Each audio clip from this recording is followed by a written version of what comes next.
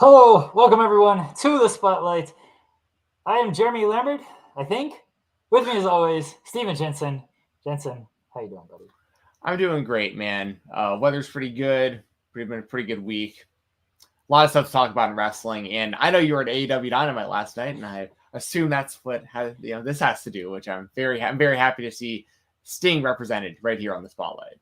Sting did the Sting reveal on Dynamite last night, and I got a lot of messages about this. I saw Sean tweeted, like, I've never been so happy for anyone at a wrestling event than Jeremy getting to see the Sting reveal in person. That happened across the section from me. We were on the hard cam side, and that happened on the other side. The balcony dive that Sting did, literally right in front of us. If everyone goes to the EP's timeline, or you can just go to my timeline, I retweeted it, but like right in front of us, the Sting balcony dive, which was great. We saw like the security like clearing out when they were coming up. We're like, oh fuck, like he's gonna come up here. This is great. And then Sting, the madman, bless him, just did the big balcony dive. Yeah, I mean, I popped massively from my couch in my living room, so. Every time he does that, just like you see it coming sometimes too, because like at first I thought he was gonna pop out of the casket, because like when they tried to open it, it was like and they explained that later with the thumbtacks underneath the. Okay. Yeah, that's how they explained it on commentary. It was probably hard to know with being live. But when I can't remember who it was that tried to lift the casket. It might have been. It was Andrade. It was Andrade. Okay. Yeah, Andrade tried to lift it. Yeah, and then he like pinched his finger, and I thought somebody was in the casket. I thought it was going to be Sting as well, but it was not. Obviously, we couldn't hear the commentary, so it was not explained that there was a thumbtack. I'm sure if I looked closely, I would have seen it, but I did not see it from our vantage point, or I look at the big screen to see it. So that makes sense. Yeah, so then when they showed some random guy in a Sting mask getting kind of close to the action in the crowd wearing all like a bunch of sweats or whatever, I was like, okay, that's Sting right there. And then he does the thing and he pulls the thing off, but the real reveal was he was wearing a backwards hat. I didn't see that coming. He was. That was great. That was great that he had the backwards cap on. All right, I'm going to take this off. But guys, I'm going to pre-warn it. There's no face paint on underneath this, all right? So nobody get super excited. It's just me, all right? There you go.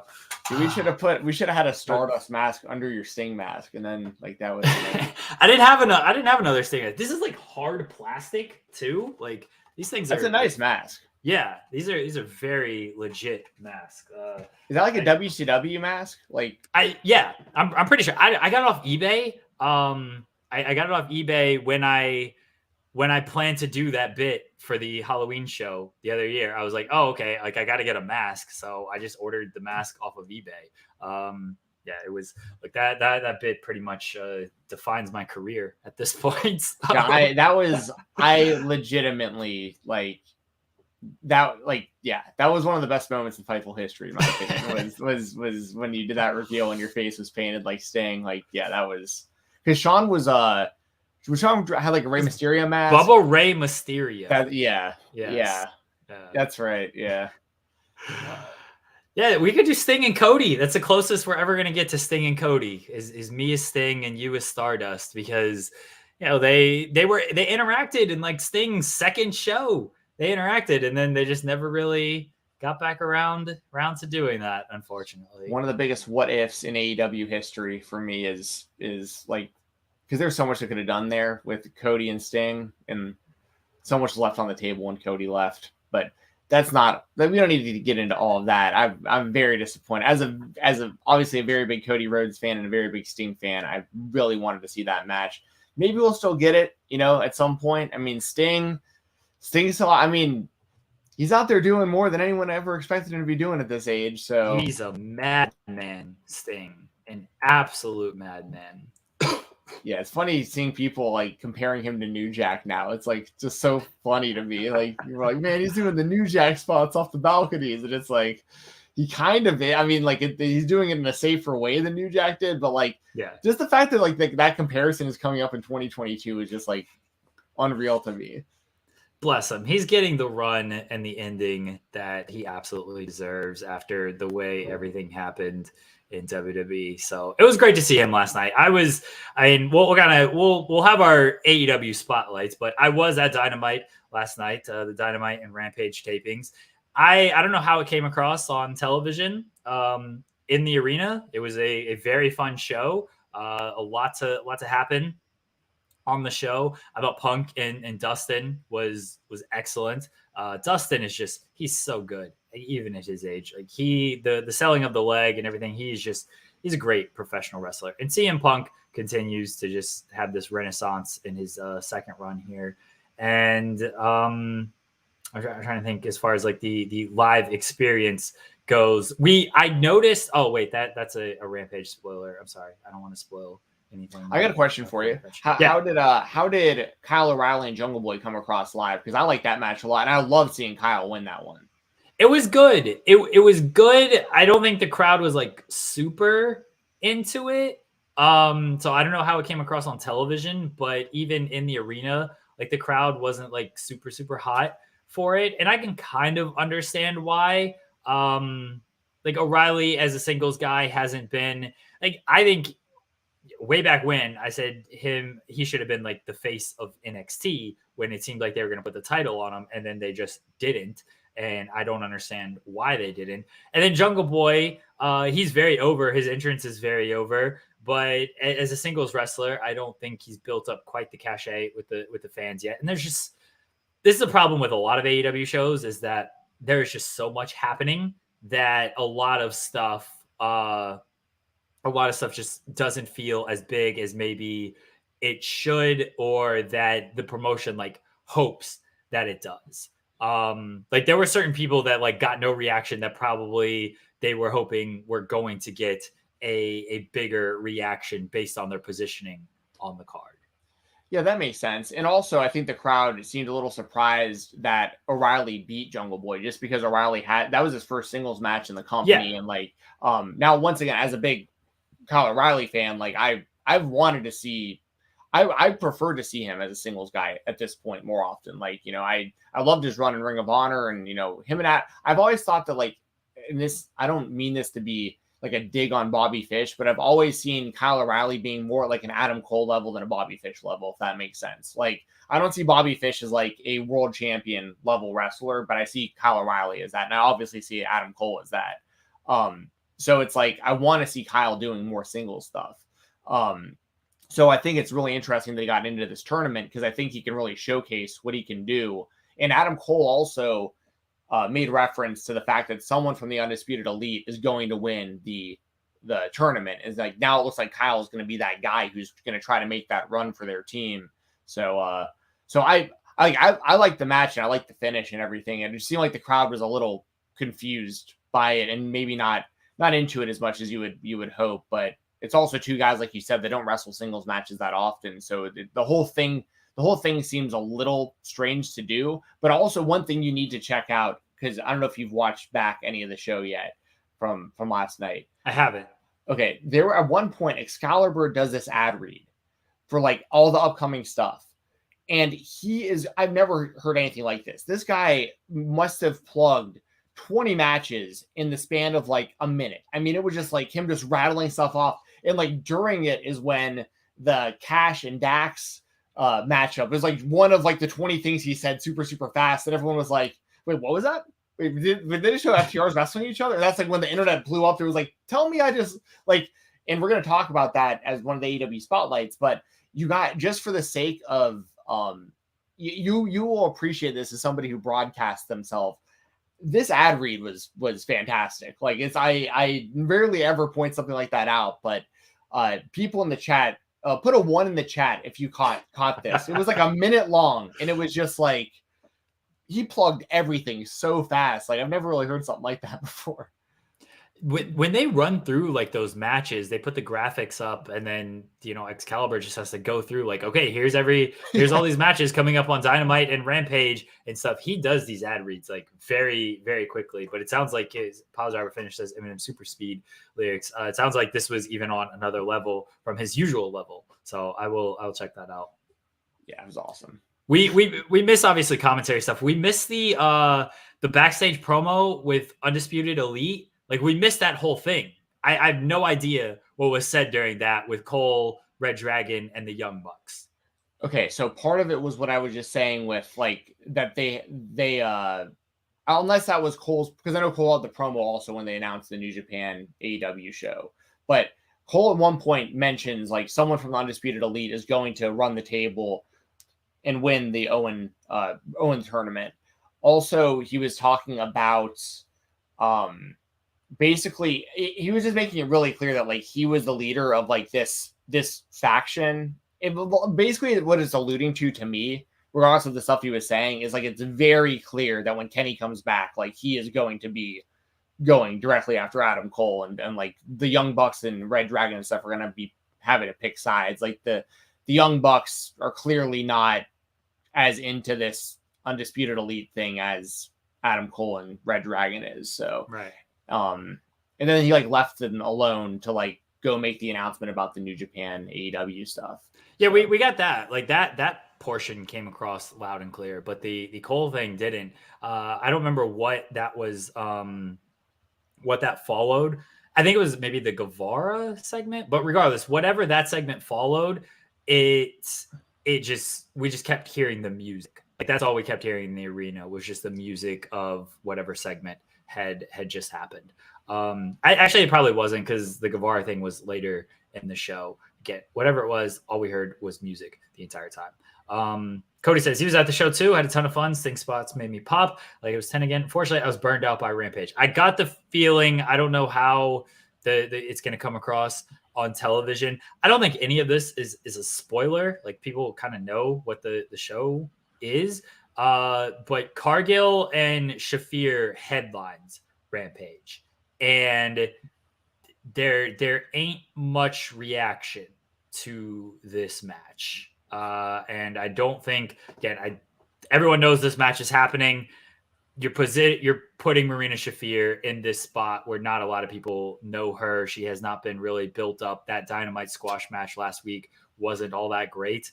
And yeah, it's a long show. Everybody had just seen, Eddie Kingston wrestle, Adam Cole take on Ishii, Danielson, Moxley, Punk, fucking Suzuki was on Dark Elevation. Like awesome. we kind of seen everybody by this point, and then you're bringing out Marina Shafir. Britt Baker got a huge pop being in Pittsburgh, and then the Steelers coming out, and then you're bringing out Marina Shafir to kind of close the show. It went about how you would expect it to go in that instance.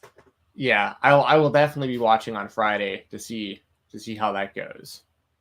Everyone, and they might pipe in crowd noise, and if they do, then fine. Again, I think WWE does it in a way that it is very noticeable, and that's where I don't always like it with WWE, but I'm sure AEW does it, and I get it. It's fine. Well, I was gonna say something about Rampage, and I completely lost track. That's probably not good. Maybe it wasn't even Rampage, maybe it was Dynamite, but I've lost where I was going with everything. Yeah, I heard Excalibur did a Girls Gone Wild documentary promo during the Brit match, which certainly well it was a TV good. It was a TV pro. It wasn't like a it was like they were showing the graphic for like this documentary that's like starting on I think on TNT. It wasn't like him like comparing something to Girls Gone Wild or something like that. It was like an actual ad read like for the network for some show that they're airing.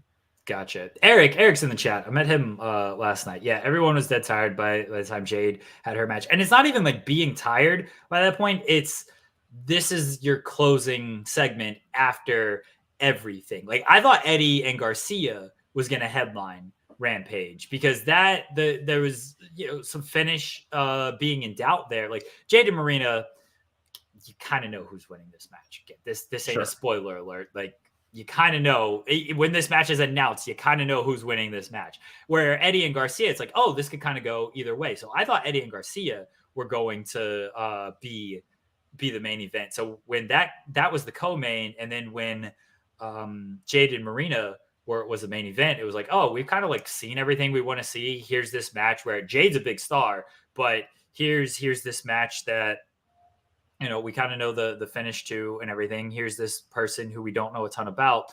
The reaction again is going to be what it's going to be. Honestly, yeah, Virgil he was hanging out at concessions. So Cody, we were probably in like the same area because it was right by the concession and the 122 is where I ended up sitting. But yeah, there was people in line. Like, is that Virgil? Like, I'm pretty sure he was just talking to some cops and stuff, just chilling. But Virgil was just there hanging out. Soul Yeah. Train Jones, AEW legend. You gotta be careful though when you're around Virgil, because he'll just start signing stuff and invoicing you for it, like without you even asking. So just beware. Like he's one of the funniest cases of like wrestlers like at signings and stuff ever. Obviously, everyone knows the Lonely Virgil stuff, which by the way, that was started by Sam Roberts. Like he was the one who created LonelyVirgil.com back in the day. Like I remember that.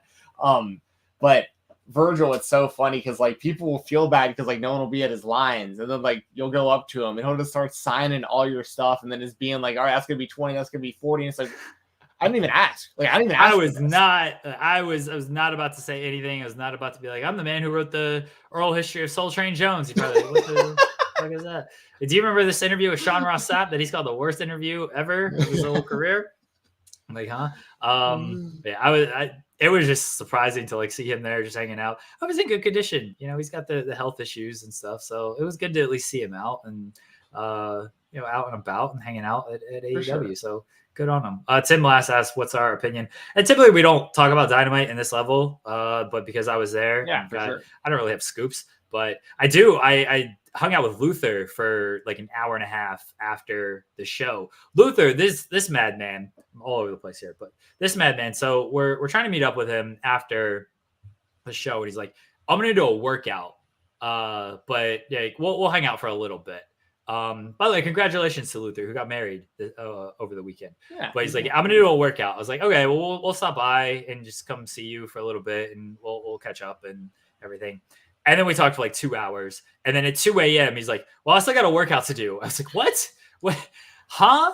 Like, you're still going to do your workout? And we had a 2-hour drive ahead of us. So I was like, all right, like, have fun with that. But this man, I assume, still did his workout. He's in great shape. The GOAT, Luther. He's dieting. He's working out all the time. He's on the Jericho program, which you've seen Jericho, how he's kind of transformed himself. So Luther's on now. So there's a scoop for everybody. Luther, that's a great guy. Luther, just a very friendly guy. Yeah, that rules. That's great to know. And it's cool that he spent so much time with you and then still went to the gym. So good for that guy. I mean, if he's doing the same thing Jericho is, like, even the Jericho haters out there got to give Jericho credit for the shape that he's gotten himself into recently. So like, I'm sure that a lot of those wrestlers that want to lose some weight or get in better shape, especially at older ages, gonna look to him. Because I remember for years he was just doing DDP yoga, or at least that's what he was saying. He was like only doing that for a long time. And then, of course, he put on a lot of that weight. But that was mainly, I think, when he went to New Japan, that he just never kind of like took it back off. And then, So, yeah, good for Luther. And yes, he does seem like a good guy. I don't know him to the level you do, but he is always like liking and like promoting, I guess, like stuff with Fightful and stuff like that. I'm always seeing him like hitting the heart on tweets and whatnot. Like, seems like a good dude. So very, very friendly guy. When people watch Serpentico against Lance Archer on Rampage, please keep a ear out for my cornering of Serpentico. I tried to give him advice from the crowd. I don't know if he took it, but I was very loud in yelling advice to Serpentico, and maybe that comes across on television, but I'm not sure. And somebody asked, let me pull this up. Tim Lass says, what are you guys' opinions on Dante Martin being in these meaningless 6 and 10 man tags? You can put literally anyone in those spots. His brother isn't even part of the match, which is odd. Hurt again. I don't know if Darius is hurt again. It was very odd. So like they go to commercial break, and then all of a sudden here's Brock Anderson, Lee Moriarty, and Dante Martin getting ready for a 6-man tag. No, they didn't get like any type of entrance music or anything like that. They were just shuttled out there and they were in the ring. I was excited because I was like, oh shit, we're going to get a Blackpool Combat Club 6-man. I get to see Bryan Danielson wrestle. I'm very happy about this. That was like selfishly, that's all I cared about. I did say, I sat next to Jarrett Bailey, friend of the show. I sat next to him and I was talking to him. I was like, it's kind of weird to have like Moriarty and Dante in this spot, and even Brock Anderson like in this spot. So it was very odd that they were part of this and in this position. I don't quite get it. like they really could have put anybody in this spot. You can say like it's a showcase for these guys, but like Dante has had like a singles run. He did like his showcase was that that match with the Bucks and Omega. Lee has wrestled CM Punk. Like Brock Anderson, sure, like it's a decent showcase for him, but it's questionable use of like Dante and Lee right now, and I'm not a big fan of it. I agree. But I do think it's possible that there will be some sort of callback to this at some point because I could see Moriarty being a part of the group. I did say that to Jared. I was like, yeah, Moriarty, because he was like, oh, Dante could be part of the group. It's like, yeah, it seems like he's doing like tag team stuff, but Moriarty sort of fits possibly what they want to do. So I agree, Moriarty could be part of that. But I don't know if I would have done this though. I really don't. I think Dante is the most head scratching about it just because of the push and run he has had as a singles guy. Like they could have really done anyone else. Like I said, with Moriarty, if this eventually leads to him being a part of the group, and this is something they can reference, is like, you know, because the AEW is so good about like long-term stories and callbacks and stuff, like they could come back to something like this maybe a little bit. I'm stretching a little bit here, but like I do see Moriarty being a part of the group at some point. Like he would be a perfect fit. So I'm just kind of you know trying to put those two things together there. But yeah, Dante, I feel like Dante is too. And this, by the way, I'm a huge fan of Moriarty, and I like what I've seen of Brock Anderson. But like perception wise in AEW, Dante is at a higher level perception wise because of all the things he has accomplished as a singles guy. Lee has been used mainly on like Dynamite and Rampage and stuff as like he doesn't win too often, but the fans are like they are starting to get behind him and he's getting reps in. And Anderson is just like a long term play out type situation where like we'll see over time how good he gets, but luckily for him, like he has a good look and the comparisons with his dad and all that stuff. So they're three guys who have a lot of potential. So I could definitely see why it would have made more sense just to pick like three random people to do this type of match, especially because it wasn't even so much of a showcase. Like they didn't it's not like the other guys got that much in. I mean, this was more of a showcase of the Blackpool Combat Club, like those three guys, you know. So I understand fans being a little bit disappointed about who they chose to be in that. I also, like you said, that's it is a little interesting about Darius Martin. Like, is he like why haven't we seen him for a second already again? Like, and why would they split the two of them up to have Dante do this if they could just have them doing tag matches right now and stuff? So there is a lot of questions surrounding this. So I understand why people are asking those questions. All right, let's get into our actual spotlights, and we'll keep it at AEW and still Dynamite related.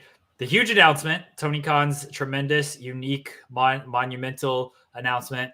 AEW New Japan Forbidden Door. It is happening. The joint show between the two companies. It's going down June 26th in Chicago. It was pretty much leaked this week that it was going to happen. I don't have an issue with that.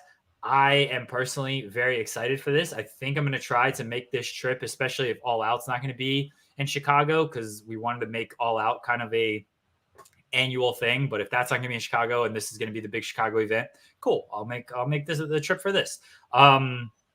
Look, it's great to see this. When AEW first started, they had the ties with New Japan. A lot of the AEW talent went to, or not a lot, but like Moxley and Jericho were the two biggest names. They went to New Japan and did their major shows.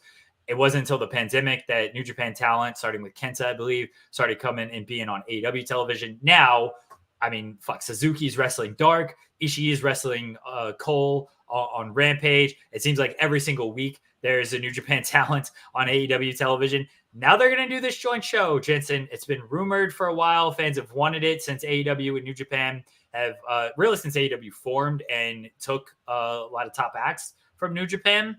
What are your thoughts on this? And I guess my biggest question is, what do you see headlining this event? Those are all good questions. So we also got to mention, of course, and this ties in with your question is, you know, Jay White made the announcement. We've been seeing him pop up everywhere. He's been kind of the key to the Forbidden Door, in my opinion, because of all the different companies he's popped up in. I think that as far as the main event, that's so tough because there's so many good options, but if Kenny is ready in time, I want to see Kenny and Jay White, because like they've teased it for a while. Like Jay White is obviously a part of the Undisputed Elite. Kenny's going to be having issues with that group, I think, from the day he comes back. Like he's going to come back as a babyface, I think, and they'll eventually do Adam Cole and Kenny Omega, but that's going to be more of like an AEW pay-per-view main event level type storyline. I think if this New Japan and AEW show like is AEW versus New Japan, which is what I'm assuming they're going to do, like just company versus company for every match, which is interesting because they're kind of doing that with Capital Collision next month for New Japan. Like they've got Kingston versus Ishii and Mox versus Tanahashi. So like we're getting a lot of this crossover right now, which is awesome.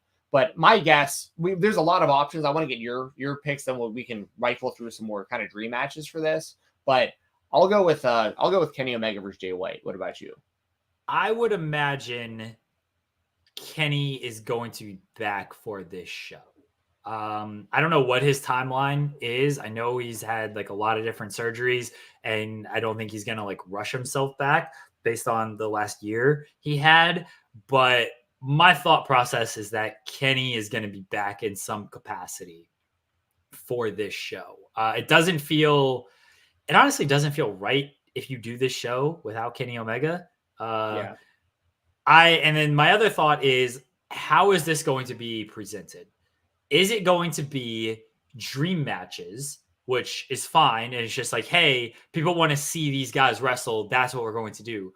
Or are there going to be storylines at play with this? The fact that Jay White is like, oh, it's about Bullet Club and Undisputed Elite makes me believe there's going to be storylines at play, at least in that aspect. And that's where I think that it could be a Kenny Omega, Jay White scenario.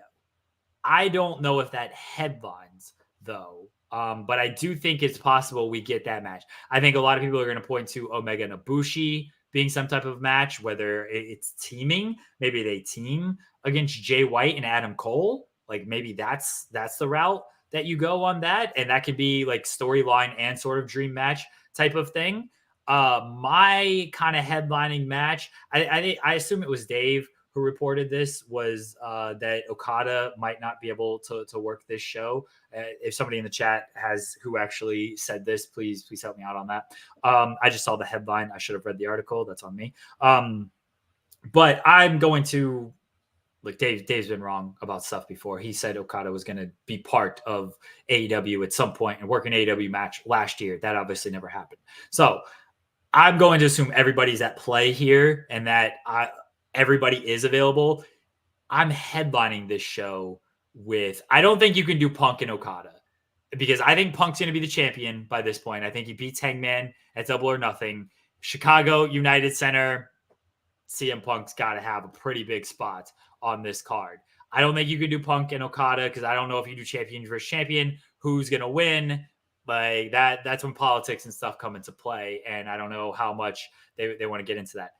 I'm headlining this card, Punk and Danielson, Okada Tanahashi. That's what I'm headlining with. Yeah, I mean, that's massive. And with it being in Chicago, like, I mean, if they did Punk and Okada, that would be insanely massive in title versus title. But the politics is what I think you're worried about with like booking certain stuff, because like that's what's going to be the most interesting thing about this show, like in hindsight after it happens, is like how much politics was involved to, like, I'm just hoping that we don't get a scenario where there's like not a bunch of clean finishes and stuff, because like New Japan's got to protect their guys and AEW's got to protect their guys, and like I'm just hoping we get just like straight up matches, winners and losers. Like I think we will. I really do think we will, because I mean, we've seen, depending on the matchup, like Suzuki's lost plenty on AEW television. Ishii, he's about to wrestle. And they won that tag match, I think, when Ishii did the tag match. But Suzuki has lost. They have no problem like losing to these guys and putting guys over, depending on who it is. Tip of the top of the card is where I'm kind of worried about. I don't know if you can do champion versus champion, even if you're not unifying the titles or anything. Punk and Okada, who wins, who lose that. That's why I think it's just easier to do a tag match. You don't have to pin either champion. You can pin Tanahashi, his spot's protected. He's fine losing to CM Punk, I'm sure. Danielson, he definitely don't give a shit if he loses. He's like, sure, you want me to lose to Hiroshi Tanahashi? I'm sure Danielson has no problem with anything like that. That's why I think you probably better off doing something like that than, hey, champion versus champion type of deal, because that's when it can be a little bit muddy of who's going to win and where the politics come into play. Yeah. I think that all makes a lot of sense. Yeah, and then other stuff, I'm thinking, and it's going to involve a lot of the same people, but like Hangman, whether he's a champion or not, I'd like to see Hangman and Ibushi. I'd like to see Hangman and Jay White again. I remember that match from that was a New Japan show in the US years back, and I remember that being one of the matches where I really started seeing Hangman as like hitting the next level.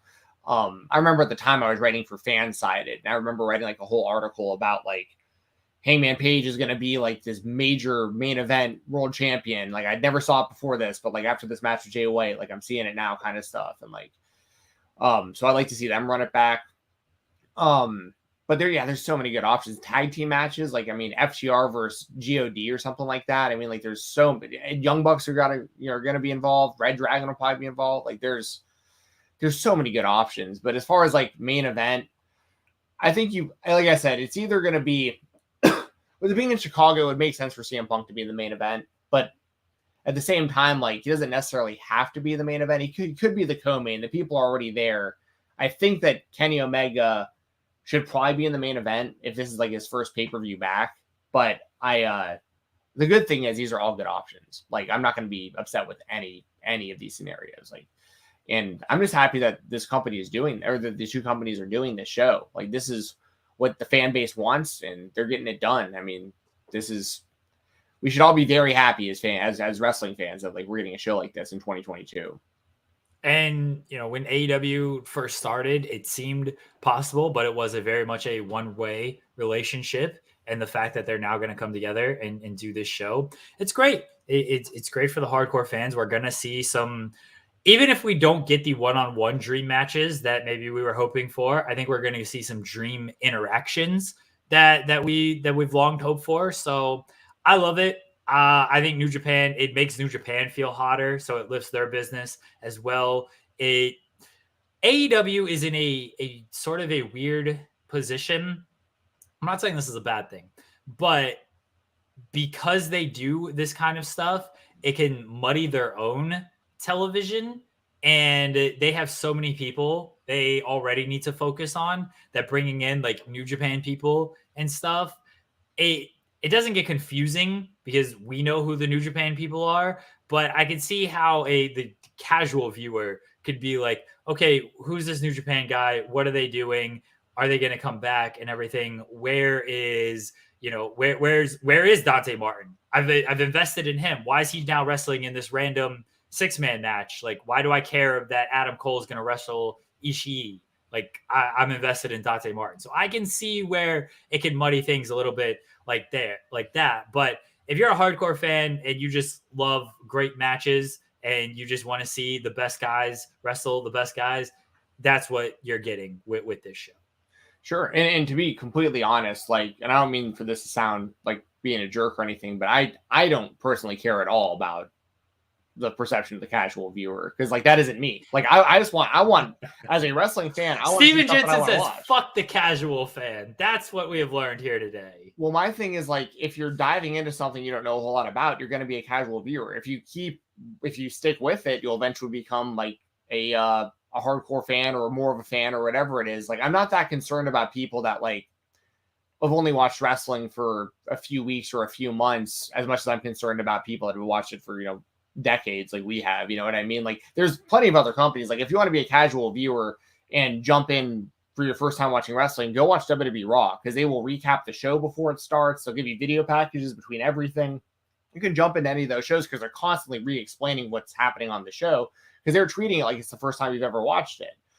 When you watch AEW, you need to come in with the mindset of like, you might not get everything, and that's okay. Like, if you don't get CM Punk's throwback entrance and theme song at the last pay-per-view, that's not like I loved it. The other fans like me loved it. Like, if you didn't get it, sorry, like, keep watching the show. And like the next time something cool happens, that's a callback to something when you started watching wrestling, it'll be 5 years from now, 10 years from now, stuff that you just started watching, you'll be in that same position. Like it's like I don't have anything against the casual audience. Like I want everyone to watch wrestling and enjoy it, but it's like I'm not concerned when I watch AEW TV. I'm not concerned about like, do the fans know this person or not? When like Nick Gage shows up and like half the fans are like, who is this? Oh, I don't know who this is. I'm like, it's Nick Gage. Oh my God, let's go MDK. So it's like, I'm having a blast. I don't really care if you don't get it or not. You know what I mean? Like, so that's just my own personal opinion.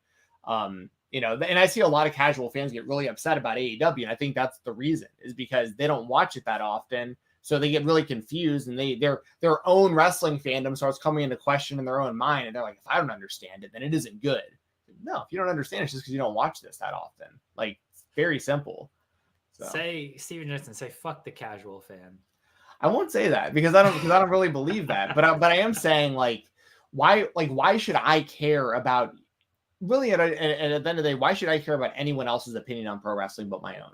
Like when it comes to like me being a fan. That's fair. I completely agree with that. You see all these, a lot of people like to take Meltzer's word as ratings as gospel, and Booker T's got an opinion about everything. It's like, I don't care what he rates this match. Did I enjoy it? Sure. I don't care what Booker T thinks about this thing just because he was in the business. So I completely agree with you on that. My argument with the casual fan is I think there's a big difference between CM Punk doing an Easter egg gear throwback ROH gear and hey, here's Jay White wrestling who you don't really know, and where has Dante Martin been? Why is he in this random 6-man tag team match? I think there is a difference there because you're asking people to invest in certain people on your television that fans have been watching, and then as you try to get invested in them,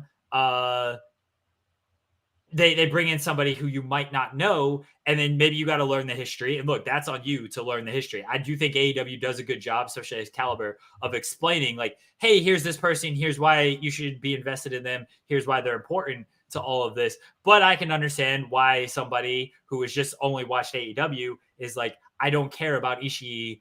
Where is Lee Moriarty, who had this great match with CM Punk? Why is he now in this random 6-man team? Where is this? I mean, not Brock Anderson. Arn Anderson has said as much about investing in that. Where is FTR this week? They're going to be on the show next week, which is great. Where's Thunder Rosa this week? I can see that bit. Where's Ruby Soho been? I can see where that can be like an issue of like, oh, this person is coming in and bumping down other people on the card that maybe you have gotten invested in through AEW television. But Sure. Also, fuck the casual fan. There you go. No, I totally get what you're saying. It just isn't a concern of mine. Like for me personally, in all honesty, the only concern I have about casual viewership whatsoever is just making sure enough people are watching the show so the show doesn't go off the air. That's honestly all I care about. Yeah, and I think at this point that it's pretty secure. Exactly. Which is great, and that's what matters. I never get caught up in ratings and anything like that. If they're going up, great. It seems like it's at one point, but the year to year seems to be good, which is the main thing. As long as these shows and these companies ain't going out of business, then I don't care how many people are really watching. Look, Impact's been around for 5 million years. It's going to outlive all of us, and it's always just going to do the same 100,000. And that's fine as long as it doesn't go out of business, as long as people got places to work and we got stuff to talk about. Fantastic. Exactly. Speaking of Dax and Cash, who were not on the show last night, but your spotlight this week is that they're going to wrestle each other in the Owen Hart tournament next week. I assume you've seen the speculation on this, Stephen Jensen. Yes, I have. And I saw this chat. I got to point this out real quick. I got to pull this up on the screen. I don't care about anyone else. Even Selfish Jensen. Yeah, Selfish. I'll tell you about Selfish. There's literally like 1,000 wrestling companies anyone can watch right now. Like if you don't like what a company is doing, go watch another company. I mean, it's so easy. Yeah, the FTR wrestling each other is my spotlight for AEW this week, which, like I said, when Excalibur was like just plugging just like 20 matches at a minute at super high speed and very, very impressive fashion, the whole internet all collectively at one time, it was like, what was the movie? What was it called? Was it The Interview? where it was like Seth Rogen and like Franco. And Eminem like comes out as gay, but like does it as he's listing a bunch of stuff, and they're all like, wait a second, did he just come out on our show? Like they're all like because he said it so casually, like while he was saying all this other stuff. It was like that because it was like, wait, did they just say that FTR is wrestling each other? Wait a second. Wait, we can't just glance right past that. And they made a couple more references to it, throughout Dynamite before the end of the show. But I mean, this is a match that I don't think we've ever seen before. I can't remember ever seeing these two guys wrestle each other. And the fact that they're such, and the fact that they're such huge Bret Hart fans, and obviously this tournament means a lot to them with it being Owen and everything. Like it kind of makes perfect sense for them to finally have this one-on-one match for this tournament. And I mean, I think most people are expecting Dax to win. At least I am, because that's who has shined more as a singles guy. But I'm not counting out Cash either. You know what I mean? Like I really don't know what to expect out of this, but I think these guys have probably saved a lot of stuff for this exact moment where they're like, if we ever wrestled each other, we have all these cool ideas for when we finally do it. And I'm really, really looking forward to them having a match, and hopefully they give it time. I want to see a good 15-minute match between these two and see what they can do against each other. I think it's going to be awesome. I imagine they will get time. Most like Jungle Boy and Kyle O'Reilly got time last night, and the squash Owen Hart Cup tournament matches have been, they've been squashes. But I mean, I feel like Baker and the Van got plenty of time last night, probably more time than should have. And look, that's not to say women's wrestling shouldn't have more time. They should just have more matches. But we knew that match was kind of never in doubt of who was winning, and it probably did not need to go as long as it did, especially Daniel Kamea did not look too great in that match, for being honest about things. They're going to be watching Owen versus Bret tapes all week. Probably true. The speculation around this match is a Bret Hart appearance, that he comes out at the end. He does the Davey Owen, why are you guys wrestling each other? They're trying to pitch you against each other. A little bit different because I don't think Dax and Cash are actually like against each other. This seems more of like a match about respect than I'm fed up with this person. But Bret can twist it into a different way. But it is the Bret, and the 10 Count Wrestling says it reminds me of Bulldog and Owen. That's sort of what it is. And people think Bret is going to show up. Are you one of those people who think we get a Bret Hart appearance and this is how he aligns with FTR? I think it makes all the sense in the world. And I also think that it isn't a coincidence that CM Punk wore pink and black last night either. Yeah. Like, I think that's where they're heading eventually, is like a group where Bret Hart's like kind of like the lead, like the manager of the group. And I think we're going to get FTR and Punk like with him. I'm for it. I'm for FTR and Punk. I mean, they clearly like working with each other. They all love Bret. And if you get Bret Hart there, it's going to be a tremendous pop. I will be bold, and I will say Bret Hart will appear on Dynamite next week. And I'm strongly that's the thing, Eighth Shock. Are Bret and Martha on speaking terms? It doesn't seem so based on kind of recent comments when the Owen Hart Cup Foundation and AEW first partnered. It didn't seem like they were on the greatest of terms. So that is the concern, is does she want Bret involved in this capacity? Does Bret want to be involved in this capacity? I would think for Owen, they would just come to some type of mutual thing, and they'll work it out. They'll figure it out. It's not like Martha's at any of the shows. She's going to be at Double or Nothing to present the winners with the cup and everything, but she's not coming to these shows every week or anything. I would hope that they figure it out for the sake of Owen, but that is the big sort of cloud over this, is how do they feel about each other, and would they want to work together in this capacity? Yeah, that's the big question, because I also saw something really interesting about like David Bixenspan fan was tweeting about it like just yesterday, I want to say, and he brought up some points that I think need to be made, like in the way that he put it. I don't know if I shouldn't say I definitely don't disagree with what he was saying, but it's something where like the way he worded it, he basically said like nobody in WWE is holding the rights to Owen Hart hostage. Which I think is true, but like it's true and it isn't. It depends on kind of how you look at it. But like Martha, that's the key to all of this, right? Like for what they can and can't do, but like WWE can do this without her permission. Like they can put out as much Owen Hart stuff as they want to, because I think they still own the rights to like all of his, like I think most of his pre-WWE stuff, all of his WWE stuff. Like they could put him in the video games, they could put him in the Hall of Fame, they could do all these things. They just don't want the backlash from Martha, because Martha will, probably attempt to like sue the company and stuff over it. And, and once again, I'm not saying like who's right or wrong. I mean, I obviously side with Martha in most of these scenarios. Like I can't imagine what she went through when Owen, passed, and especially the way the WWE treated it, where they had her like do like that live interview, which like has aged really poorly. If you watch it now, like seeing them make her do that interview on screen and stuff right after. So like I get where she's coming from. But then she also had a falling out with the Hart family as well. So it's like, it's hard for me to have a real opinion on it, because like I can't put myself in her shoes. And I also like you would think and hope that Brett would have as much of the say as she did. I mean, they were brothers, like, you know what I mean? Like Brett, I feel like his wishes should matter a lot too. Like if Brett wants Owen in the WWE Hall of Fame, for instance, like I think that matters to me just as much as Martha wanting him not in. You know what I mean? So but that's just me as a fan from the outside looking in. I don't know the intricacies of like their family's relationship and stuff like that. So it's just hard.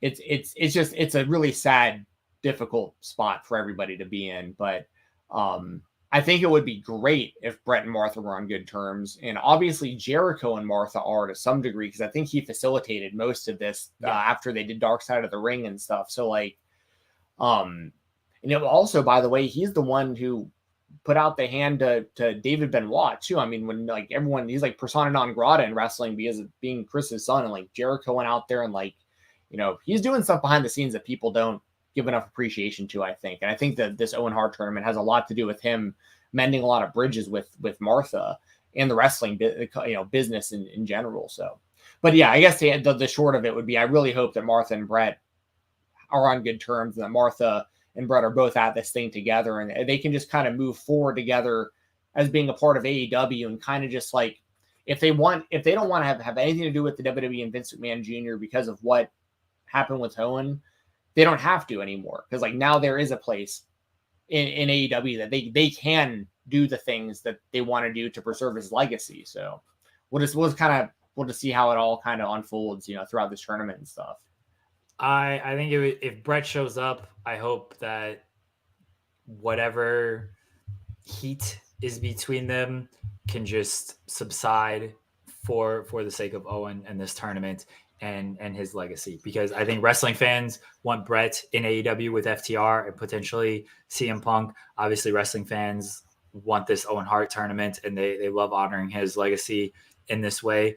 And I mean, that's what you got to put aside for the actual fans of wrestling, as long as it's not doing anything bad to Owen, which I think they all want to honor Owen in the right way. So whatever it is, I hope they can work it out to where this happens.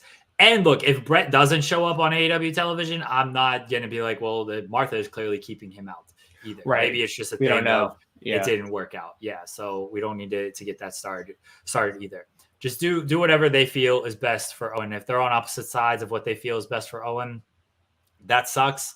But that is, that's a brother, that's a husband. So however they want to proceed with that is their own business, not for me to really speculate or comment on, honestly. Exactly. But also I do want to just throw out, like, Bret Hart, people forget he was the one that introduced the AEW World Championship title belt and everything. Like, I mean, this is someone who clearly is on some sort of good terms with the company. So like you would think there really wouldn't be any hurdles. But once again, for all we know, Brett just doesn't want to be involved. Like if he doesn't show up, it could be completely because he's just happy being at home with his wife. Vince is like, here you go. Here's $5 million.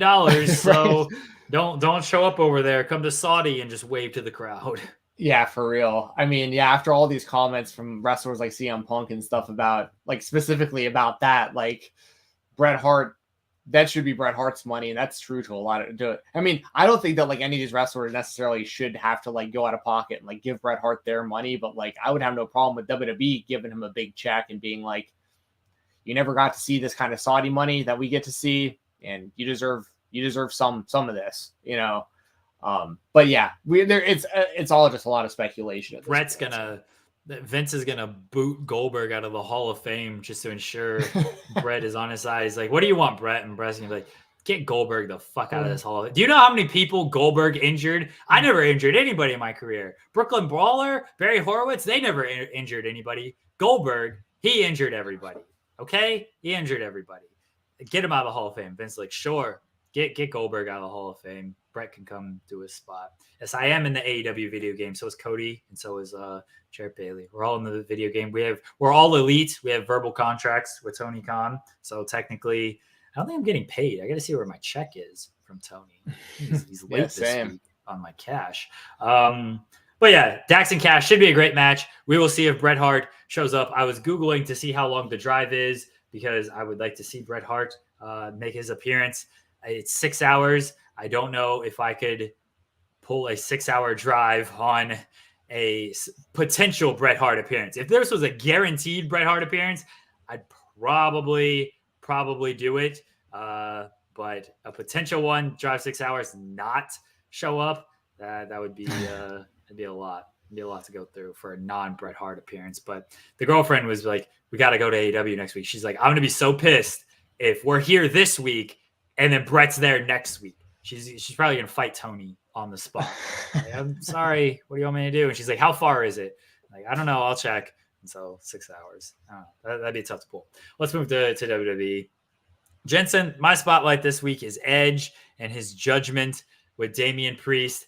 Did you watch this promo from Raw where he is sitting on his throne and basically cutting a spooky "You People" promo? And I had to beg for a WrestleMania match. How people have forgotten what I have done the past 2 years, everything I've done for them. He's turning off, flickering the lights on AJ. This is awful. Just awful stuff. I hate to feel like I'm just burying Edge all the time on this show. I'm sorry you didn't choose me as your opponent, Edge. I'm sorry that didn't happen. I like the idea of Edge leading a stable. I like anything that's going to get Damian Priest more time. Fightful reported that Rhea Ripley and Tommaso Ciampa could be part of this stable. That would be a great, that's a cool stable. I like all of this stuff. This stuff is not for me, and I don't know who it is actually for. Yeah, Edge responded to Brody King in this little promo. Brody King was like, "Oh, it's this Wish version," and it is like, "Oh, it's just jokes." I said that I don't like House of Black stuff is for me. Not I don't think, I know. The House of Black stuff isn't for me. So this stuff definitely isn't for me. I think Edge could be doing better work. I'm sure this is his idea. This is what he wants to do. I think he could do the same stable. I don't need this fucking spooky nonsense and flickering the lights on and off on AJ and let's dim the lights and do purple lights and let me sit on the throne while I also talk about and try to use big words and everything. I don't like it. Knock it off, Edge. Yeah. So I did watch the promo based on your recommendation. So I did not watch Raw, but I did watch this promo. I think it's the only thing I saw on Raw outside of just seeing that Cody and Owens was a count out. I saw that. Okay, so another big part of this promo that you left out is him explaining that the reason Damian Priest is aligned with him is basically because he should have gotten more love for the Bad Bunny match. Sure. That was his thing. He was like, "You don't even talk about how fantastic Damian Priest was in that Bad Bunny match," and then he couldn't even get a match on WrestleMania this year. And it's like, okay, is that why he's wearing cat eyes right now? I don't know what's going on. See, this is, I'm fine with the basis of Edge's argument here, but I don't need this spooky goth shit. Knock that off. Yeah.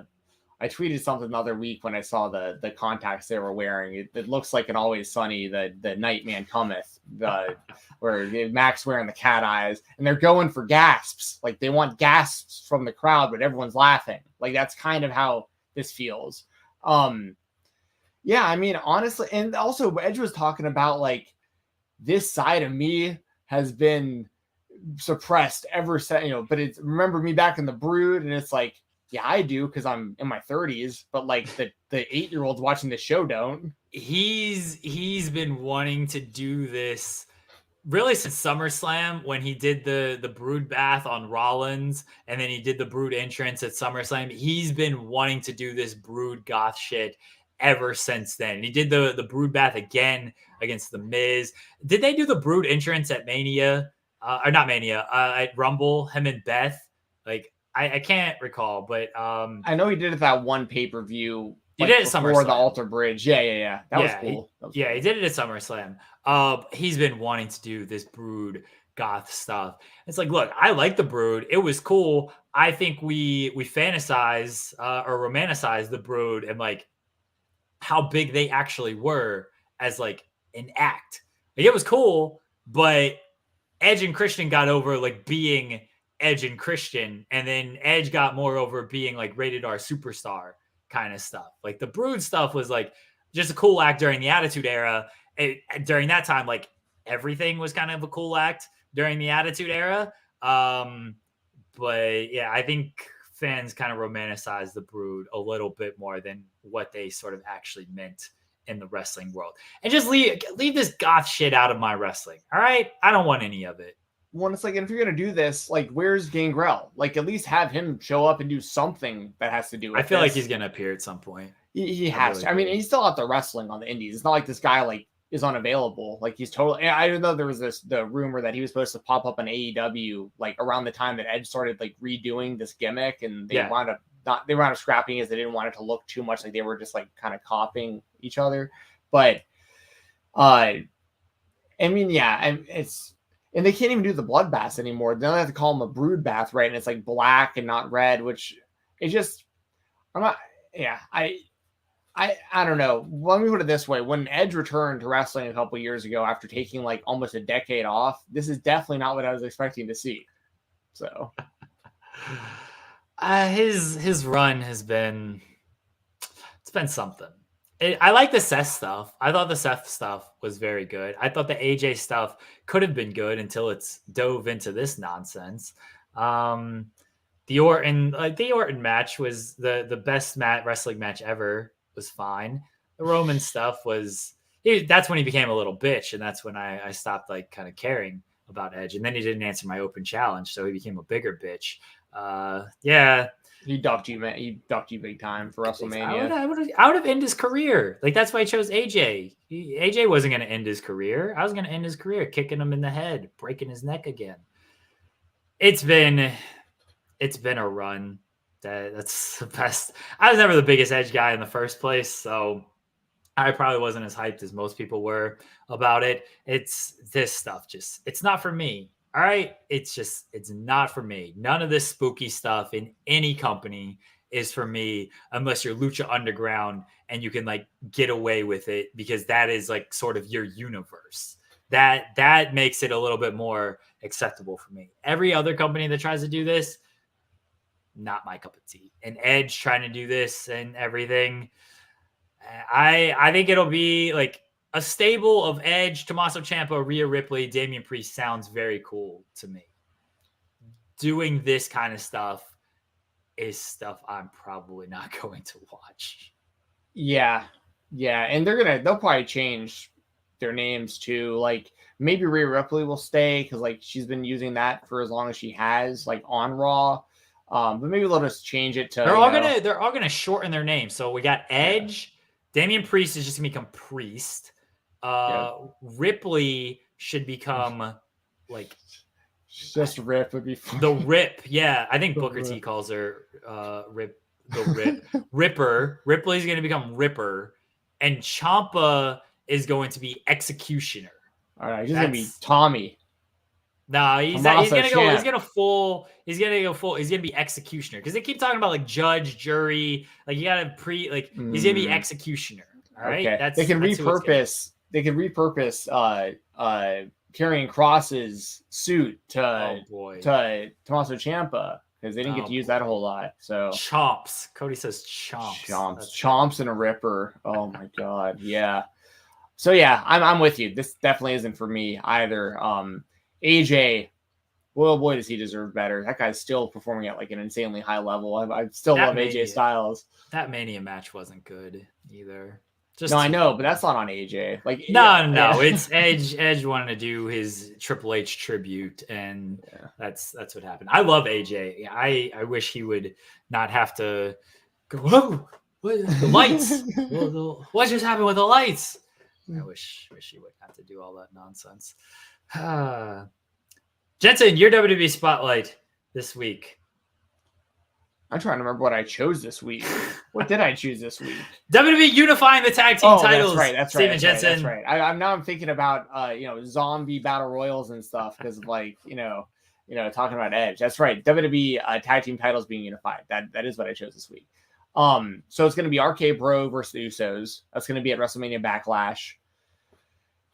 Obviously, I mean, it looks like they're going to unify all the titles, right? Like eventually we're going to see the US and Intercontinental title get unified and so on and so forth. I don't know. I don't feel like they're going that way. I don't think the women's title is going to be unified either. This just feels like they did it for the men's title, and now because the Usos have the tag titles and they're out of like tag teams, Roman's just like, hey, let's go and unify the tag team titles, and the Usos are like, sure, this is what we're going to do. I don't feel like we're going to see full on unification. Yeah, maybe. I feel like we will, though. I don't know. I just feel like it's weird to like start unifying the men's titles and then not do it with the women's titles. Like, this company doesn't know what they're doing. I agree. Week to week, and just like, what can we throw on a pay-per-view that feels like it's going to sell some tickets? I mean, to be fair, I have no idea who the women's tag team champions are on the WWE. Well, you know I do. No, it's Sasha and Naomi, right? They just won it at WrestleMania. Okay, so I don't know who was before them, but I know it's them currently. It was Zelina and Carmella. There you go. But anyway, I think the Usos versus RK Bro is going to be a really good match. Like I am looking forward to it. My real question is who wins? Like, do you do the story where the Usos win this and like they like Roman is even more proud of them and the bloodline is even stronger, or do they lose and like Roman like really starts giving it to those dudes for being losers and not having titles? Because he's upset that they only have one set of titles right now and he wants them to have. He's not okay with them just being the champions they are. Like they have to be super champions, double champions. But if they can't accomplish that, like, is that the story we're heading to? Like that they can't get the job done, so Roman starts like really berating those guys, or do they get the job done? And also, is there going to ever be a split of RK Bro? Because I feel like people have been waiting for that since like the group formed, but now they just seem to they're just a tag team now. Like I don't think people are really expecting them to like really turn anytime soon because they seem like they're actually just doing their thing as a tag team right now. I think the Usos win the titles and the bloodline becomes stronger. And my reasoning is we've kind of already seen like Roman against the Usos and getting agitated at the Usos. Like he did the whole storyline with Jay. Jimmy came back, got involved. They tried to get him on side. Jimmy finally acknowledged Roman and everything. I don't need to see this story again of like, I'm disappointed in you guys. You guys let the family down. I got to feed everybody. Like you guys are riding off of me. I saw that. It was a year ago. They probably forgot that happened, but I don't need to see that shit again. Okay. I like the bloodline becoming stronger and becoming this faction of like, all right, who is going to just beat these guys? Because when you build up guys like this, when they eventually lose, if they eventually lose, it should mean something. I think it will with Roman. I don't know if it will with the Usos, but my point of all of this is it's going to spin into a Roman Orton Riddle type of feud because they don't care about wins and losses and stuff. So RK Bro can lose the titles to the Usos, but then you can still do a Randy and Roman feud. You could still do a Randy or a Riddle and Roman feud. And that is how you do that. Is I don't know who's challenging Roman at this point. I know people have said Drew. It seems like he might be next in line. I feel like you got to, because Drew might be like SummerSlam or the UK show. It feels like you got a little while until Drew. You need stuff to fill until then. Everyone still loves Orton. Riddle's getting over because he's associated with Orton. Like, I think you're going to get Roman, Randy, because we haven't seen this version of Roman against this version of Randy. We haven't seen this version of Roman against this version of Riddle. I think that's where this is all heading. That's got to start. I assume with the Usos, losing or winning these titles and becoming stronger, because the best way to get a title shot is just to lose matches. I guess technically it could be RK Bro win, and then Roman's just like, fuck it, I'll do it myself, and he's just going to hold the tag. Oh, I completely forgot about that Nakamura stuff. Well, after WrestleMania Backlash, it does seem like Nakamura is going to be WrestleMania Backlash. After WrestleMania Backlash, though, they can spin off into that. But I guess Roman can just be like, oh, fuck it, I'll just beat both of you, and I'll have all the world titles and all the tag team titles. But I don't need Roman, I'm disappointed in you guys. You guys let me down nonsense again. Don't do that. Just don't.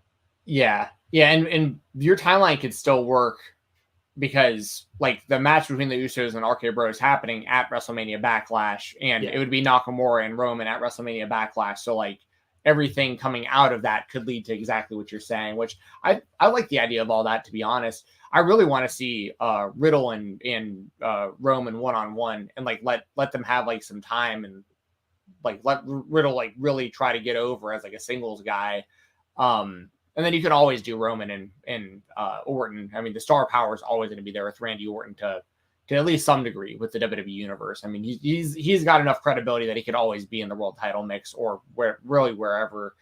I like that idea. So yeah, I'm leaning towards the Usos as well, just for what it's worth. Like, I think the Usos will defeat RK Bro. And but I hadn't thought about that leading to Riddle and Orton getting in the world title mix with Roman, but I do like that idea a lot that you brought up. 10 Count Wrestling says, do Roman, Riddle, Orton at Money in the Bank to set up the RK Bro split. I don't know if you're going to set up the RK Bro split, but maybe. It seems like they're both having fun with that. It did seem like it was just going to happen last year, and then people were like, oh, well, they're going to hold it off to Mania.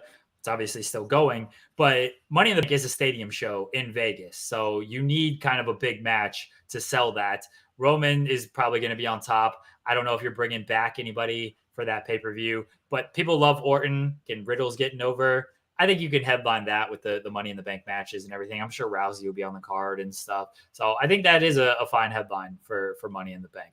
So that's kind of what I would do if I had the pencil, which I don't, but I should. I would probably do a Roman and Randy program, because I think a Roman and Randy program would be really fun. You know, Randy, legend killer. I mean, he hasn't done that in a while, but Roman's a legend right now. Like, he's peaking right now, and this run is like just peak wrestling world title run.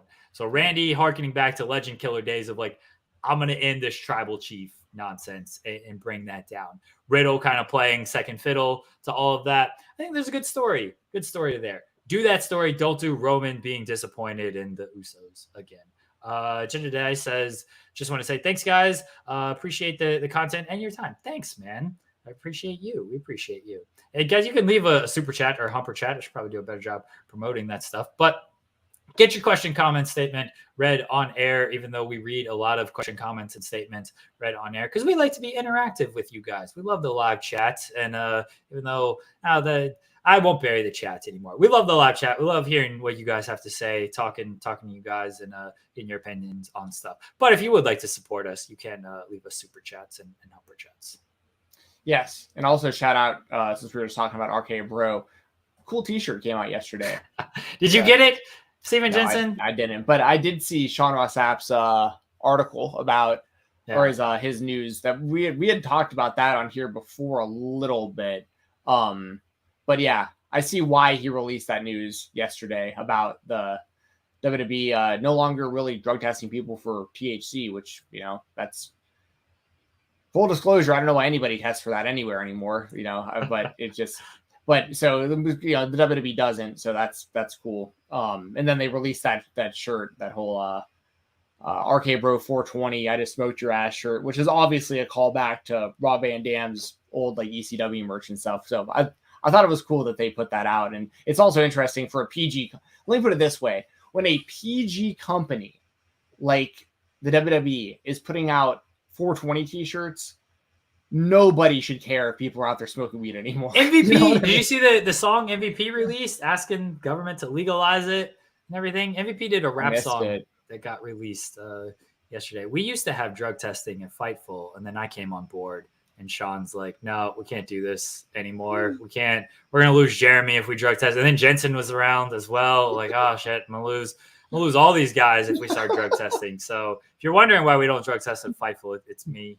I'm the reason we no longer have drug testing at Fightful. There you go. Thanks, Jeremy.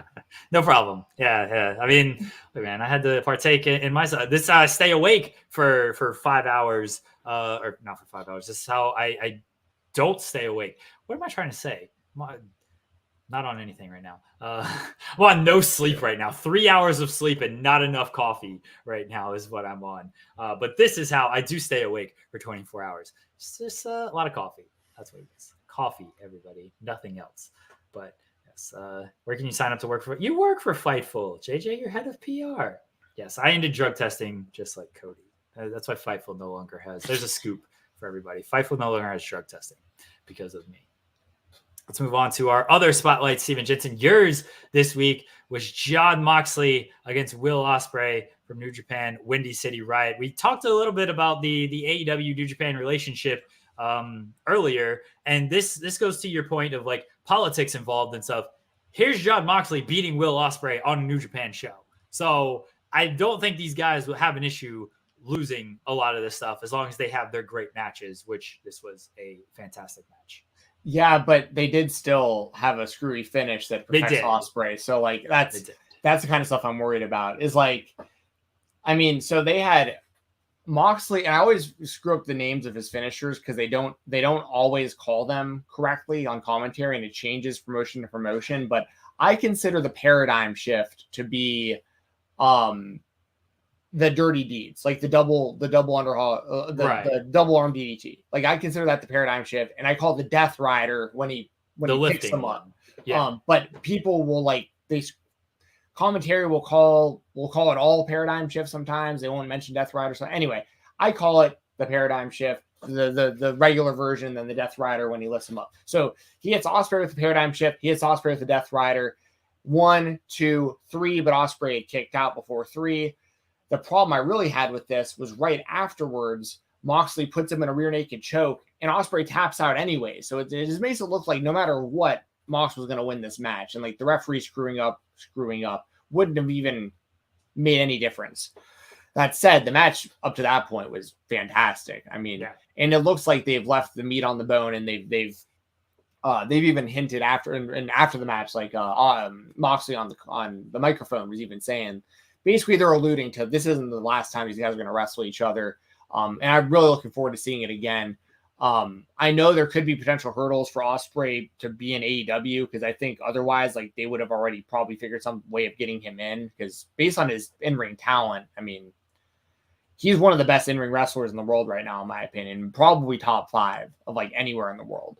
And him and Moxley tore the house down. Also, shout out to Suzuki and Ishii. They had a great match on that show as well.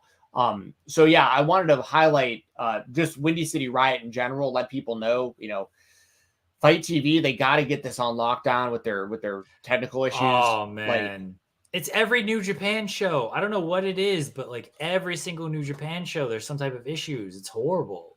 Yeah, it is. And it's happened with other companies too. Like, GCW used to have a lot of these issues, but they haven't had nearly as many lately. So the more, I don't know who to put the blame on, but I started feeling bad about this stuff. And I said this kind of directly to Fight TV recently as well. I was like, look, I recommend these shows to people on a lot of the platforms that I'm on. And like, there have been people who've hit me up and been like, man, I spent $20 on this. And I can't even watch it. And I'm like, I know, man. Like, it's just, I don't know what to say. Like, I feel bad that I'm promoting it sometimes because people get frustrating. They pay their money to watch it. And then they're like, man, I wouldn't have wasted $20. Now, then again, you can watch the replay and there isn't those issues because they fix them for the replay. But a big reason why you want to pay to watch wrestling is to watch it live. So I needed to call out Fight TV for that. They need to figure out the streaming stuff with New Japan massively. They need to figure out with a lot of their stuff, but they really need to figure it out for New Japan. But the matches themselves, because here's another point with that too that I need to bring up. Carl Fredericks, he had that 6-man match at the beginning of the show, and like a lot of it kept cutting out. And there was people that I knew that I had sold on like getting the show because I was like, watch the interview me and Jeremy did with Carl Fredericks. And they were like, I've become a fan of this guy and I want to watch him. And they bought the show and like half his match gets blacked out because of the technical issues. And it's like, So that's another thing. When you go on Twitter and more people are talking about technical issues than the matches, when the matches have guys like Ospreay and Mox and Ishii and Suzuki and these kind of guys involved, and it's like more people are talking about the technical issues, that's a problem. And that's a justified gripe for the fans to have. So anyways, the actual show though, as far as like the wrestlers involved in the matches, I thought Windy City Riot was a really good show. And I think people really need to go out of their way to see Moxley and Ospreay. I thought that's a match that's a can't miss match in my opinion. Same with Suzuki and Ishii. Watch those matches, and now they've once again left it to where there's a reason for Suzuki and Ishii to wrestle again, and there's a reason for Moxley and Ospreay to wrestle again. And as New Japan continues to kind of get hotter and hotter again with this crossover with AEW and kind of with the pandemic and everything kind of wrapping up, it's like it's finally time, it feels like, for New Japan to really get back to kind of where they were at with like fan perception and the stuff that they've been doing outside of the technical issues, which once again, I'm going to blame more on Fight TV probably. Outside of the streaming issues, they've done a lot of good stuff that I think should interest a lot of people in getting back into New Japan if they've kind of been out of it for a minute. I think this stuff with AEW has been great. Like, it's been a big boost to New Japan. The stuff that's still going on in Japan doesn't always hit with me. Like, they're doing Okada and Naito again, which great match and everything, but I can only see so much of Okada and Naito in this position. It does suck that like a lot of their talent is also in the United States. So they don't have their full host of talent over there in Japan. And they're only going to use like, they obviously have plenty of faith in Okada. They have plenty of faith in Naito. Shingo stepped up. But then like after that, there is sort of a drop off, especially with Ibushi being hurt right now. It's like, okay, well, who else do you trust in these spots? I'd like to see Hiromu elevated a little bit more in the in the heavyweight division. Sonata's another guy that like got hurt, and so he's out. Like, it seemed like he was going to be elevated a little bit with the U.S. title. Tanahashi and Ospreay, they're going to fight for the U.S. title. That'll be a great match. Tanahashi, I never have a problem with, but again, it's another way of like, all right, old reliable Tanahashi, just kind of keep going to him. Sho is a guy that probably should have gotten a little bit more once he turned, and now I don't know where things stand with him. The House of Torture stuff just doesn't really hit with me. Anything Evil does. Everybody turning on GOD. I don't know if Tama Tonga is at that level. They lost all of those like multi-man matches and stuff. A-Shock mentions Kushida. I mean, he left WWE. It seems like he's headed back to New Japan. That would be a big boost for them, whether it's their junior division or if he does heavyweight stuff. That would be a big boost as well. They're not playing with a full roster in Japan right now, and that certainly hurts them.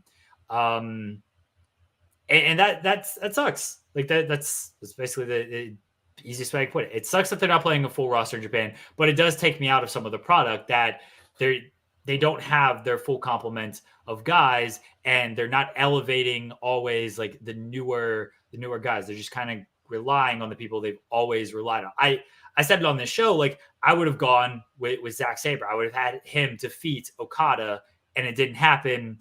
And now I don't know where they're going with Zack Sabre. So they have talents over there. I don't always think it's the best booked stuff, especially during like the pandemic era and everything. What they're doing in America, though, thanks to the help of AEW, has been very good stuff. Like Ospreay, Moxley, Windy City Riot was a very good show outside of all the mired of technical issues.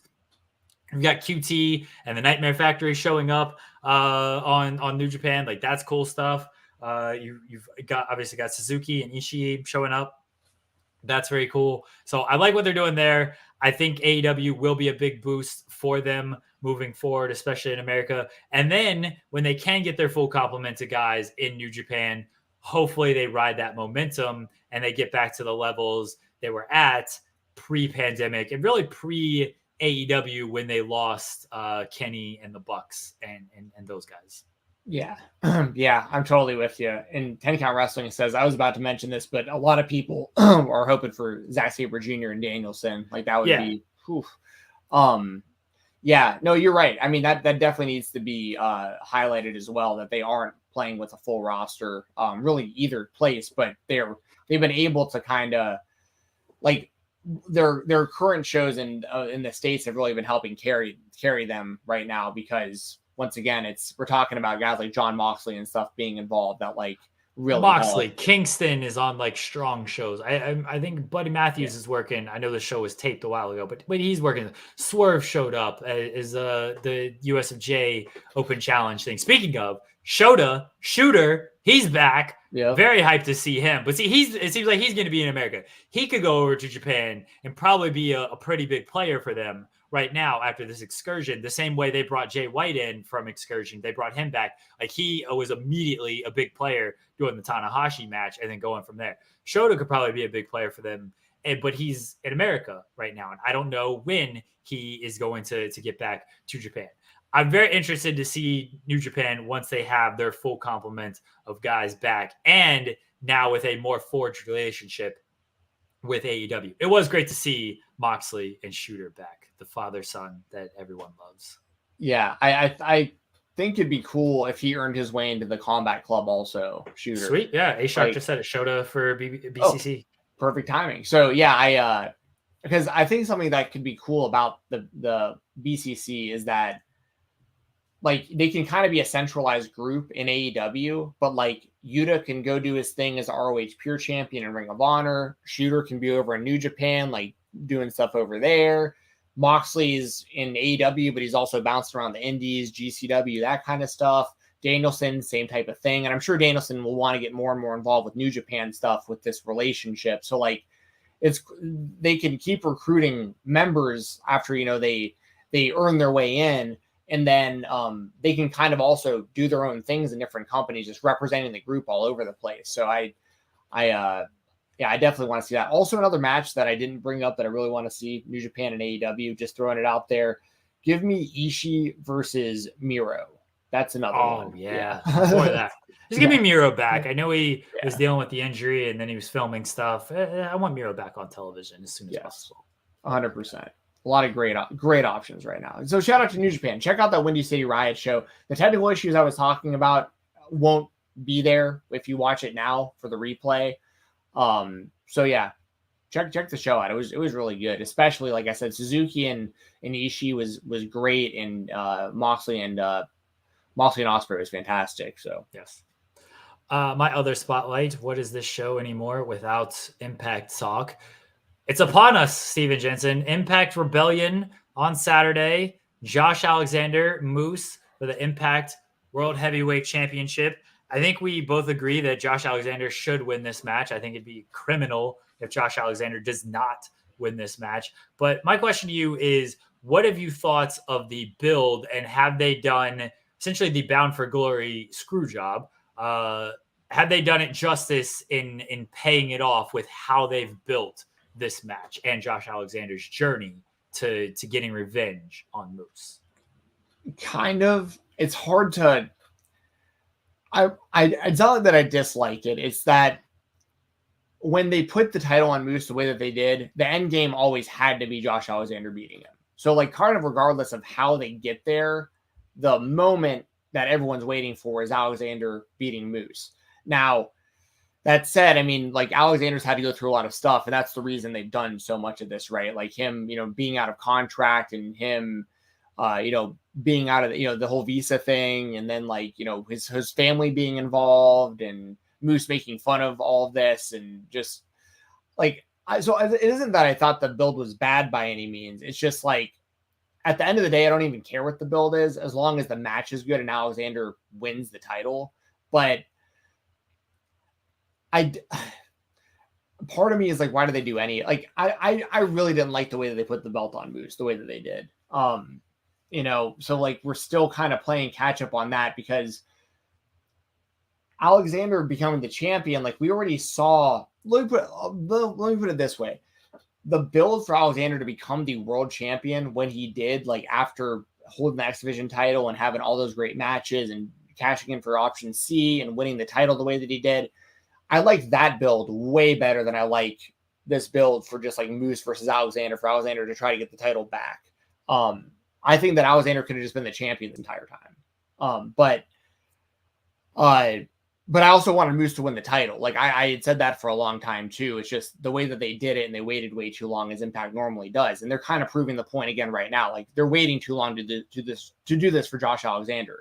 Like if he wins, and he might wind up having a great title reign, but do more. My main question for Impact fans would be: do you care more now about Alexander becoming the champion than you did when he won the title the night he lost it to Moose? Like, and if your answer there is no, or it's close, then there was really no need to do any of the Moose stuff at all, So like, that's kind of where I'm at with it. Is like, I think the story pretty obviously is that Josh Alexander wins the title for Moose. And once again, if the match is good, that's really all I care about. Good match, right person winning and walking away with the title. But like, I like the build of just being a great wrestler, defending the X Division title over and over and over again, cashing in and winning the title better than you beat me in front of my kids for this. And now I have to like go through all this other stuff that has nothing to do with wrestling to get back to the title that I lost in a screwy way to begin with. So how do you feel about it? I think that's a very good question to pose is, are you more excited for Josh Alexander winning the title this weekend, or were you more excited for him winning the title at Bound for Glory? Because like you said, if it's less or equal, then it didn't accomplish the job. You should be wanting to see Alexander winning this belt, getting his revenge on Moose. And I feel like there's more of a dread that it took this long, of like, okay, that this is what we had to do to get Josh Alexander the championship and everything. Like, why did we have to do this? Why couldn't he just beat Christian and that be that, and he gets his moment, and we didn't need to do the Moose angle? Because people were excited when he beat Christian and took the title. Like, people were very happy with that. And then Moose got it. People were mad, and it wasn't total heat on Moose. It was heat on the company, because we know who's making decisions. Time in wrestling has just changed. We've discussed this. And now we're getting to this point. And yeah, is Josh Alexander a bigger baby face? Is this going to be a bigger moment for him than just beating Christian? And I'm not sure it is. And I think the fact that it doesn't feel as big as the Christian match makes me believe that it wasn't totally worth it. JJ says Josh getting his revenge is what's getting me into the match. And I think that is really the driving point more than the title at this point. And I kind of think that sucks, because the driving point was the title at first and everybody looking forward to Josh's first title reign. And then it ended in seconds. And now people just care more about like the revenge on Moose kind of thing. And I think that's overshadowing Josh being the champion. And to me, I'm more excited about Josh being the champion than Josh getting revenge on Moose, because based on Josh Alexander's character, I don't care as much about him getting revenge for his family when he's just a great wrestler, and that's how he's been sort of presented. I don't think Impact has done a bad job with this story. I think Moose has played his role well. I think they've explained Alexander's position well, especially like leaving the company. He's done well on like social media, where it's like, oh, back to like working a regular job now. Like, I think they've done a very good job of presenting him as this family man. This stuff just ain't really my cup of tea when it comes to like getting family involved and things like that. It's a little bit different from Becky and Bianca to me, JJ, because the title was still the thing about that. Like, she took the title from that. And Bianca, like, she took the title in 30 seconds or whatever it was. And that's what Bianca was working back towards of, oh, I need to beat her. I'm going to become the champion, get the revenge on her. Like, I need to prove that I'm the best, that was a fluke. Like, she caught me off guard type of thing. This is very much like family, personal. I need to beat Moose not because he took my title, but because he wronged my family. Like, that's what it's become with Moose. And that stuff just doesn't strike a chord with me as much as just like championships and stuff. And I don't think they've done it the wrong way. It's just not totally my presentation of wrestling. See, and I completely agree with all of that. Like with like if like JJ, for instance, like that's great. Like if that has made you more invested, then and like this has worked for you, like storyline wise, and like you are more interested in seeing him get revenge, then in the title's almost kind of secondary to that. That's totally fine. Like I'm just glad you're invested into the match. Whichever way you got invested, like that's great. But I am more along the lines of what you're saying, Jeremy, where it's like I'm more concerned about, or interested is probably a better word, about Josh Alexander as the champion, like, and seeing a title run from him. Like, I want to see, like, does this get him more involved with like AEW? Like, if they have more of a Forbidden Door thing again going forward, like, does this get Josh Alexander's name more out there in the wrestling world as the Impact champion? Does he get to have, bangers against guys that I've wanted to see in that mix, like Trey Miguel and Austin Aries, Ace Austin, Willie Mack, Chris Bay? Like, are we going to see like those guys wrestling Josh Alexander for the world title? Like, that's what I'm interested in. Like, I want to see Josh Alexander as a fighting world champion because he's so damn good in between the ropes. Like, in the wrestling ring, that is Josh Alexander's bread and butter. I'm not nearly as interested or concerned about his wrestling character as I am that he's just a great professional wrestler. And part of that too is just his look. The guy's wearing headgear. He's an athlete. We're seeing an athlete.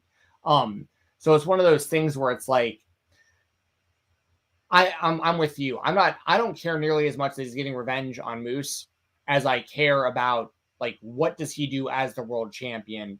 Because Moose being the champion, I think Moose looks the part, but the matches and stuff just haven't been, like, when you go from like Kenny Omega to like Christian Cage to Moose, like, there's been a definite stylistic. He hasn't had the best challengers. I mean, I'm not gonna throw this Morrissey and right. No, that's very fair. I mean, and that's the thing, because of the challengers, especially the style of match. Like, Josh Alexander can have just a way more kind of diverse, like, type of match with so many different type of wrestlers. Like, he can wrestle all those X Division guys. He can wrestle all those heavyweight level guys. He can wrestle women. I mean, like, him and Jordan Grace for the world title, I think would be like really good. Whereas like Jordan Grace and Moose is just a harder sell, I think, to like the fan base, for instance. Like, so I think for a lot of reasons. So I think that, I just want to see Josh Alexander get that title and then see what he does with it as champion, because I think he could be a great fighting world champion. And then when there's such a trickle down with that, because if Alexander has a good run of like 6 months plus, let's say, with that title, and they can build some credible people around him, like the guys I keep talking about, like Ace Austin and like Chris Bay and like those kind of dudes, then maybe that's how some of these guys really finally get over in the main event scene. Maybe it's going to take Josh Alexander being the world champion, having the matches Josh Alexander can have to get these other guys to that level of perception with Impact management to go all the way with other guys too. Because Alexander is also one of those guys we got to remember. He didn't seem to be figured into really many plans when Ethan Page left. That's what we thought. It was like, Ethan Page is leaving. Like, the North isn't a team anymore. Well, Ethan Page is going to go off and be a star, because we all know he's just, I mean, look at the dude and listen to him talk and watch him in the ring. Ethan Page is going to be just fine. What's going to happen to Josh Alexander? And now he's been built to the level where the fan base, they're loud about, like, we want Josh Alexander as our champion. So he has done a great job since that tag team broke up to get to the point where he's at now. And him as champion, I think, just makes it way more likely that other people can elevate to that level with him with that belt. So, but here's the thing: if Moose retains, then this all gets thrown for a loop, because then it's like, what are we doing now? Because that's also possible. If Moose retains, we're never talking about Impact again. All right, JJ. Like, we're cutting off all Impact coverage from this show, because I ain't dealing with that company if they can't make one of the easiest booking decisions in history. And they've fucked up a lot of booking decisions over the years. This one is right in front of them, very easy to do. If Moose retains and they fuck this one up, they don't deserve our coverage. They don't deserve our words, our time, our effort, Stephen Jensen. All right? Fair. Write it down, JJ. If Moose retains, no more Impact talk on this show. And if you argue with me on this, I'll ban you from this show. You cannot argue with me that that Moose should win this match or that Impact should not be banned if Moose wins this match. It'd be horrible. You cannot defend that decision, JJ. You can't. Thoughts on Slammiversary being in Nashville? I don't know. I might go, but I also might go to SummerSlam. So we'll see. Yeah, I'm on the fence about all of that. Like, because Nashville's only like 3 hours from me. So, and obviously I used to live there. So like, I'm interested. I'm interested in SummerSlam if they do Cody versus Roman. Like, if that match gets announced, I'll probably go. There's always an outside chance of me going to Nashville for Impact shows, and I like that they go there because they have a really good home base there in Nashville. Like, there is a Impact fan base in that city, and it's way less risky than them going to some like untested city that like they don't usually go to, and potentially not having a big turnout or something. Like they know to expect at least a decent turnout in Nashville. So I think it all makes sense. Indie Spotlight. Jensen, yours is GCW and IWTV reaching a settlement on their lawsuit. So this lawsuit, let me kind of catch everybody up real quickly. It happened in June of last year, I believe, and it seemed like that GCW was supposed to have a certain number of shows air on IWTV, and it just never happened. So here's what was written. So it was the issue is the exclusivity. So right. So GCW was already airing new shows on IWTV, and then they started airing shows without IWTV's permission to other platforms, and that's what caused this problem. Okay, there you go. Jensen explained it better than I did. But yeah, and then there was a lawsuit filed by IWTV, and then GCW filed in August of last year to dismiss the lawsuit. And then now they have reached a settlement on everything. We don't know how much money was exchanged with all of this, but where are you at with this, Jensen, as a big fan of IWTV and GCW? Yeah, so I try not to talk about a lot of this as it was happening because I do have like a hand in both of these cookie jars. Like IWTV, use code Fight Talk. You know what I mean? I'm always talking about it. Like I'm a long time subscriber and have my own promo code with them. I very much support what IWTV does. I honestly believe that independentwrestling.tv is the best $10 a month you can spend on professional wrestling anywhere. Just my own personal opinion. They have like 7,000 shows available there for $10, and they run live shows pretty much every weekend and during the week now as well. I mean, it's a great service. And I'm also a massive fan of Game Changer Wrestling. And they're probably my favorite company right now. Them and AEW are like the two that I look forward to the most that run shows consistently. And GCW has been cool as hell to me as well. I've got to go to some of their shows recently, interview their wrestlers. Like I love Game Changer Wrestling. So I love IWTV. I love GCW.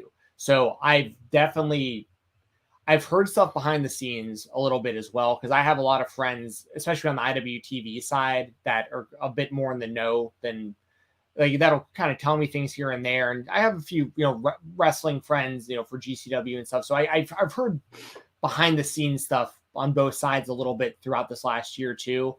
And in all honesty, I'm just happy it's over with, because at the end of the day, what's going to wind up happening is IWTV is going to get the next 8, or I don't know about the next 8, but over the next year, they're going to get 8 GCW shows on IWTV. IWTV was trying to sue them for $500,000, $500,000, which, that was a big point of contention as well. Obviously, was like in there, and they even incorporate that into a GCW storyline at one point with Smart Mark Sterling threatening to sue GCW for $500,000 when Cardona lost and all this stuff. Like that was all IWTV shade. So like these companies, like it's been one of these things where I was just hoping there would be a resolution eventually. And I think it's the best resolution possible, if I'm being honest, because now as a fan, I don't know about for IWTV and I don't know about for GCW. I don't know who feels like they won in these scenarios, or if it was just a collective win or a collective loss. As a wrestling fan, I love this for a few reasons. One, IWTV is $10 a month. That's less expensive than me having to spend $10 to $20 multiple times a month for GCW on Fight TV. Now, that doesn't mean they won't stop airing those shows on other platforms too, but I know at least 8 times in the next year, it's only going to be $10 for me to watch GCW for the month, which as a price point, I like that better. I I liked the whole partnership between these two before things went south. I love that I could just turn on IWTV and the GCW shows were there. And I know part of this also had to do with not only exclusivity, but also the royalties, like the in perpetuity. And I think it's been worked out to where IWTV gets these 8 shows, but they don't own them forever. I think GCW owns their own footage, but they have to air a certain amount on IWTV. I could be a little off here and there with some of this stuff, but like that's generally the kind of the overview that I would kind of put out there for those of you who have followed this or that are just now hearing about it. The main points, once again, they've settled somehow out of court or whatever. They have settled this together. There is going to be 8 IWTV GCW shows over the next year. But I think GCW can still air other places. It isn't completely exclusive to IWTV. There just has to be 8 for the next year on IWTV. And I don't know if that ends after that 8. That's something I would like to know is like, it does say exclusive. So it says IWTV has agreed to accept a series of 8 GCW live events, which will be shown exclusively on IWTV, as well as distributed on DVD and BR via SmartMark Video. So it does seem like those 8 shows are exclusive to IWTV. But I guess I maybe didn't word that the best. What I meant was like there's those 8, but like they're not going to just run 8. Like they're like you know what I mean? Like I doubt the next 8 shows will be on IWTV. It'll be like a show on IWTV, then probably something on like Fight, YouTube, yada yada. Then like but 8 of the next shows for the next year have to be on IWTV. Yes, yeah. It says a series of 8 GCW live events. So whatever that 8 might be. We shall see, I guess. Yeah. And once again, I've got friends on both sides of this. And here's the thing. The wrestlers, I'm glad this is over for the wrestlers because I know that there were some wrestlers that were like having to deal with some kind of BS politics every now and then where it's like, you know, they have to make that decision. Like, am I going to wrestle for this indie company that's going to go on IWTV when like I'm so closely linked to GCW and they're in this fight right now and stuff like it caused some issues for the talent. I believe it. Not everybody, but I know that there were some talents out there that like, they didn't feel totally comfortable one way or the other sometimes because they were like, you know, they're friends with people on both sides and they don't want to burn any bridges either. So like, I'm just glad it's over with. And then after this year, I guess what I was saying was like, I don't know after that what happens. Like, is it just this, once they do these 8, then like their deal is just up and now IWTV has nothing to do with GCW going forward? Or does this have some sort of option or some sort of extended period where this is going to go on for years? Like the next few years, we get 8 a year. But I don't think we have those answers yet. But that's kind of what I'm looking for next is after this year, is IWTV. And but by the way, we have a whole year for them to mend fences too. Maybe they start putting these shows on IWTV. Things are going awesome between both sides. And they just keep it rolling. And that's what I hope happens. Because once again, my perfect scenario would honestly be everything airing for GCW on IWTV. I'd much prefer that than having to buy individual shows off of Fight. And then also YouTube is free, which that was one of the big things I remember was when they did the Fight Forever 24-hour show for free on YouTube, and IWTV was like, this was all supposed to be on our platform. And that was like a big part of where a lot of the lawsuit money and all that stuff kind of like came from, I remember, was them running all those shows in one day on YouTube. So I'm glad it all got settled, and it seems like both sides are happy with whatever settlement is reached. I don't know the sort of behind the scenes stuff of you mentioned like people were, you know, worried about picking a side and things like that. So I'm glad that doesn't have to be an issue anymore. I hope things continue to work out for both platforms.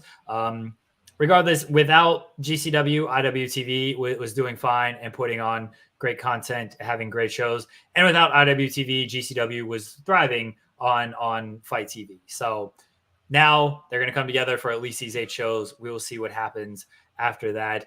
Nobody needs to spend money on this stuff anymore either. Like IWTV put that in their statement, like instead of spending money on all these legal fees and stuff, spend your money on better stuff like the wrestlers. Pay the wrestlers instead of paying a bunch of lawyers. Exactly. So like you said, and like I've said, I'm just glad it's over with. And I am going to continue to be a fan of independentwrestling.tv. I'll continue to be a fan of Game Changer Wrestling, and I hope that they can work together more going forward because it makes it better for me as a fan when they're working together. So my indie spotlight this week is from Wrestling Revolver's Swerve's House, and it is Swerve Strickland against Athena, formerly Ember Moon. Jensen, I absolutely love this match. One, I don't know why it didn't headline, and then once I saw the closing angle, I was like, okay, I guess I see why it didn't headline. It still should have headlined. But we've seen Ember Moon in WWE, and unfortunately, she had some injuries that kind of probably didn't allow her to reach her full potential in that company, and then booking probably just didn't allow her to reach full potential in that company. We have seen Swerve now in AEW, and I think everyone knows kind of what kind of big star he can be and how good he is as a wrestler. Watching this match, two people who are very clearly very good friends, and then just going out there and really like selling for each other, really putting their bodies on the line for each other. Ember having a bigger base to work off, like Swerve. I don't know your thoughts on intergender wrestling. We don't have to like fully get into that because I feel like it could be a loaded topic. But when you see it done, that before. Okay, we have. You're right. When you see it done like this, and when you see two people that are just going out there and just having a great wrestling match and really showcasing each other to the best of their abilities, I loved it. The closing stretch was great. If you've not seen this match, seek it out. That's it. Yeah, seek out this match. Yeah, I thought it was really good as well. And as far as intergender wrestling, I am for intergender wrestling, but I also understand, I understand the people. I understand both sides of it. I'll put it that way. And I think that it's just done better in certain companies than others. Like Impact Wrestling, we talked about it before. Where I think Jordan Grace, Deonna Purrazzo, Masha Slamovich, like those kind of women, I think should be involved in like the X Division title and the world title and stuff because they're so good that like they can wrestle anybody. But in like the WWE, like who knows what that looks like? I don't know. I'm not saying the women are less capable. They're actually the best women's roster in the world collectively in that company, but fan perception, I don't know, because I remember when they were leaning towards like Nia Jax potentially. I know she went to the men's Royal Rumble and then she had that thing with Moxley very briefly, and it seemed like the fan base really hated that idea. So it just kind of. But as a fan, especially because I watch so much independent wrestling, I see so much intergender wrestling that I'm just really, really, really used to it. Like I see Allie Katch and Billy Starks wrestle men way more often than I see them wrestle women. You know what I mean? Like I'm just very, very used to it. That said, this was one of the first times I've seen Ember Moon do it, and I thought it was really good. Like you said, this was a really good match. Swerve is super over everywhere he's at. He was really over at Terminus when I was there live a few weeks, or I guess a couple months ago. Just his presence. I mean, he's just a star. He's a star. You know, Yeah. And I feel the same way about Athena. Like I think that when she left the WWE, I thought it was an absolute grand slam, no brainer that she'd be going to AEW. There's no way she doesn't, and I still think that she will. But it is kind of weird how long it's taking. And I don't know if that's on her or the company or what, but she would be on my short list of top available women's wrestlers that I would want on my roster if I had a company. I mean, she's fantastic. And I love her stunner off the top, whatever she calls it. I forget what she calls that. I think that's one of the coolest finishing moves in wrestling. What does she call that? The Eclipse? It used to be the Eclipse. I forget what she calls it now as Athena. Yeah. But I think that's a badass move. That's a move that anytime I show that to somebody for the first time, they always that's their takeaway. They're like, that move was awesome. Like that's the first one I've ever seen do that. I'm like, yeah, that's pretty cool when you have a one move that's so good that you can always be over if as long as you do this one move. And she has so much more than that. She's got a great look. She's got a great presence. She's very, very, very good in the ring. And she was heavily underutilized in the WWE system. She should have been a main star for them for years. So yeah, it is. Let me put it this way. It wasn't surprising at all that Swerve and Athena had a great match. Especially on a show called Swerve's House. You'd imagine that Swerve would probably have a pretty important showing on that show. And yeah, people should seek it out. I know it's available on YouTube. I don't know if I should say that or not because I don't know who uploaded it. But the show is available on Fight. There you go, Fight TV. Fight TV. Yeah, people can go to Fight and catch the replay. Definitely don't go on YouTube and watch it for free, but it is available on Fight TV. Yes. Athena is definitely somebody, and A-Shock says maybe she's getting used to the grind before signing somewhere. She's kind of teased like a thing with Jade Cargill on Twitter, so I feel like she ends up at AEW at some point. I don't know when, but it feels like it likely she is there, and I think she'll continue doing indies. I think she just really likes doing indies, and I think like she likes putting her body on the line in these type of matches. Like she likes kind of doing the hardcore style matches. She's not afraid to do that kind of stuff and really, really sacrifice in those types of matches. So I think she will continue to do indies. I think she'll continue to do indies because of that. And AEW will obviously be like a place for her to still do that kind of stuff. And I think she's ready for AEW. I will say like a knock on her, and I think she's even acknowledged this, a knock on her when it came to WWE is the defining of her character. This is not completely on her. Like when she would show up, I was like, okay, well, who is Ember Moon? What is she doing? And she was very all over the place. Again, I'm not putting that fully on her at all. But that was probably what held her back, is they just love characters. And if you're a great wrestler, it doesn't mean anything if you can't cut your silly, 5-minute promo. But she was still underutilized regardless. And that's not all on her. Help her out, play to her strengths and hide her weaknesses. That's something they have a lot of trouble doing.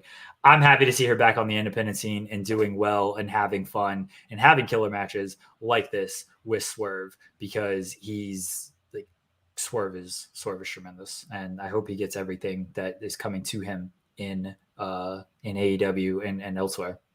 Yeah, absolutely. And it showed a lot that like how much Swerve had to hit her with to keep her down. Like he did all of it. He did the double stomp. He did the that kick that he does on the ground where he like lifts, gets his leg way back. I can't remember what he calls it. I'm really bad with like some of the names of finishing moves, especially when they change names, like when people move companies and stuff. But like, he did that. Then he finished her with the, I call it the Pentagon driver, but it's basically like that double underhook where they like go like forward and do like the forward roll when you slam them into the ground. Right.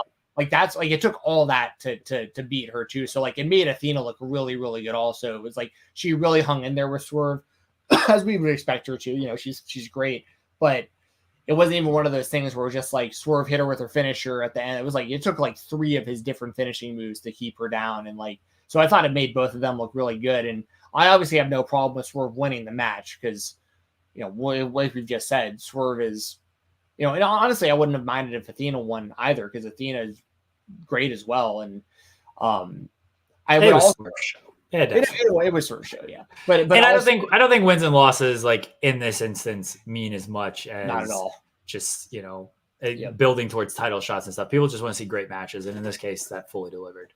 100%. That's exactly true. So yeah, good stuff. I would recommend, just for anyone who hears this that might be still a little hesitant about like intergender wrestling and stuff, to give it a shot, especially with like wrestlers that you maybe already know that like you're already a big fan of. Seek out some of their stuff when they do it against people of all genders, because it can be eye-opening. Because for me, for instance, as somebody who watches a lot of mixed martial arts, like and this is a whole rabbit hole that I don't want to get into, but like it is not the same thing to me to see somebody in like the UFC octagon, like a man fighting a woman in the UFC. It because I think but that's kind of what it gets compared to. I think is like that's stupid. But it isn't like that. It isn't. There is a difference there in what they're doing, and and obviously the point in professional wrestling is to protect yourself and your opponent, and in the UFC, it's obvious, or MMA in general, it's obviously to hurt the other person. And that's where this conversation gets difficult to have, because there's a lot of thoughts about whether or not they should be able to do that and stuff. And, we can have that conversation another day. But my point is, in professional wrestling, it's completely safe. And I think that when done well, it can be really, really, really good. And it really helps get people over also. Like there have been some matches like Ruby Soho's best match she's had since leaving WWE was against Josh Alexander what I can't remember what company. Was it Warrior Wrestling? I think it was. I think so. Well, Ruby was supposed to wrestle Swerve on this show, and then she was replaced by Athena. Right, and that's kind of my point. Is like, you know, for anybody who might be seeing Ruby Riott on AEW and maybe being like, man, I still kind of feel like the verdict's kind of out on her. Or like, you know, I was hoping for bigger things for her, better matches or whatever. It's like her versus Josh Alexander was really damn good. You know what I mean? Like, but you'd have to go out of your way to find it. I don't know if that was Warrior Wrestling or what that company that's it's on the tip of my tongue. It definitely starts with it's a W something now, but so many companies are. Anyways, the point is, you know, especially if you watch independent wrestling or you want to get into independent wrestling, expect to see a lot of mixed sex, intergender, whatever you want to call it, wrestling. It was AAW. AAW. Thank you. Yes. But you are going to see a lot of that on the indies. And once again, it's helped tremendously with the progression of women like Allie Katch and Billy Starks, you know, and a lot of women like that, where I'm like, you see them wrestling men so often, you forget that it becomes the idea of it becoming intergender just becomes completely secondary because you're just watching two great wrestlers wrestle each other. You're not even thinking about that. Masha Slamovich, let's say she can kick more ass than like a lot of the men that I see. You know what I mean? Like Masha Slamovich looks like she can kick anyone's ass. Like it doesn't matter what gender she is. Like I want to see her wrestle the most badass people she can wrestle. If that's going to be men, I want to see it, you know? So, and by the way, it wasn't always like this either. It took like a lot of me seeing this over and over to be like, to really get into it. And I think if, I don't want to say I was ever against it, but once again, I was coming from the MMA mindset of like, this is strange to like, no, this is totally different. So, you know, if my mind can kind of be opened up to it, I think a lot of people's could, if they would just give it a chance. Guys, that's going to do it for our show today. Jensen, we had no creator spotlight. That's on me. I was kind of behind on everything. It's on both of us. Sick. I'll take the bullet for that one. I've been sick, and then I've just kind of been out of it. Next week, I hope to be full capacity with everything and getting back into the swing of more content creation and everything. So we'll be back on kind of a more normal operating basis next week. Go check out Sean's interview with Baron Black, though. He spoke to Baron Black about Battleslam Vendetta, which is coming up this weekend. Jensen, let the people know where you're at. I will be at Battleslam Vendetta in Atlanta, Georgia. I'll be there chilling, listening to Pastor Troy and watching some professional wrestling. I'm very much looking forward to it. I'll be doing, me and Baron set up an audio interview for the show too. And I'll probably talk to some other people on there also. So I'll be there live, Battleslam Vendetta. If you're in the Atlanta, Georgia area or at the show or whatever, like come up and say, hey, I always love meeting people at shows.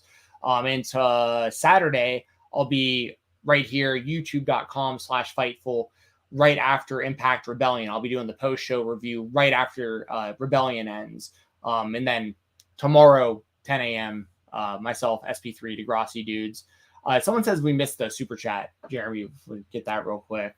Van Twin Blade. I'm sorry, Van Twin Blade. There we go. Are you guys going to watch Glory Pro live on Sunday, 5 p.m. Central? Danhausen's first match back and Jake Something versus Suzuki on the card. I'm sure I'll check it at some point. I don't know if I'll be watching it live. Yeah, what platform is that going to be on? Because Glory Pro used to run a lot on IWTV, and I think they've changed. But I love Glory Pro. I used to make the 5-hour drive from Nashville to the St. Louis area for Glory Pro. I got to see guys like Warhorse before he was Warhorse. I got to see Danhausen before he was this version of Danhausen. I got to see Dan the Dad when he was the millennial Danny Adams.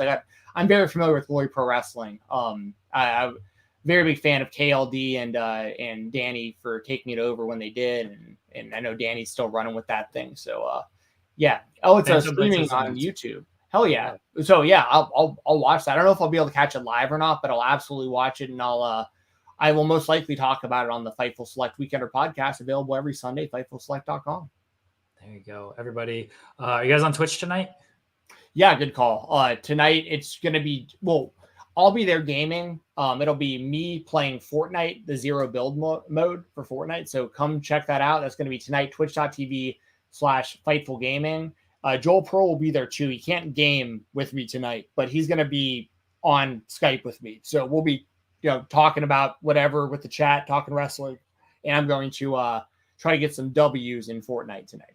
There you go. Everyone go over to Fightful Overbooked. We don't have Day After Dynamite today. Something came up with Will, but that'll be back next week. But content just about every day on Fightful Overbooked. We're kind of doing some different things with that, hopefully beginning next week and in the coming weeks. I'm very excited about sort of what Joel Pearl and I have talked about on regarding Fightful Overbooked. So go over there, subscribe to the channel, leave a thumbs up on our videos, watch all the videos, please. Twitch.tv/Fightful Gaming as well. And we're going to try to put more into that. I'm going to get back into things next week, everybody. I appreciate all the love and the support for everybody. It's been a rough couple of weeks, but I'm doing better. And again, hopefully next week, be back in the swing of things. Guys, thank you again. We'll be back next week here, youtube.com/Fightful on the Spotlight.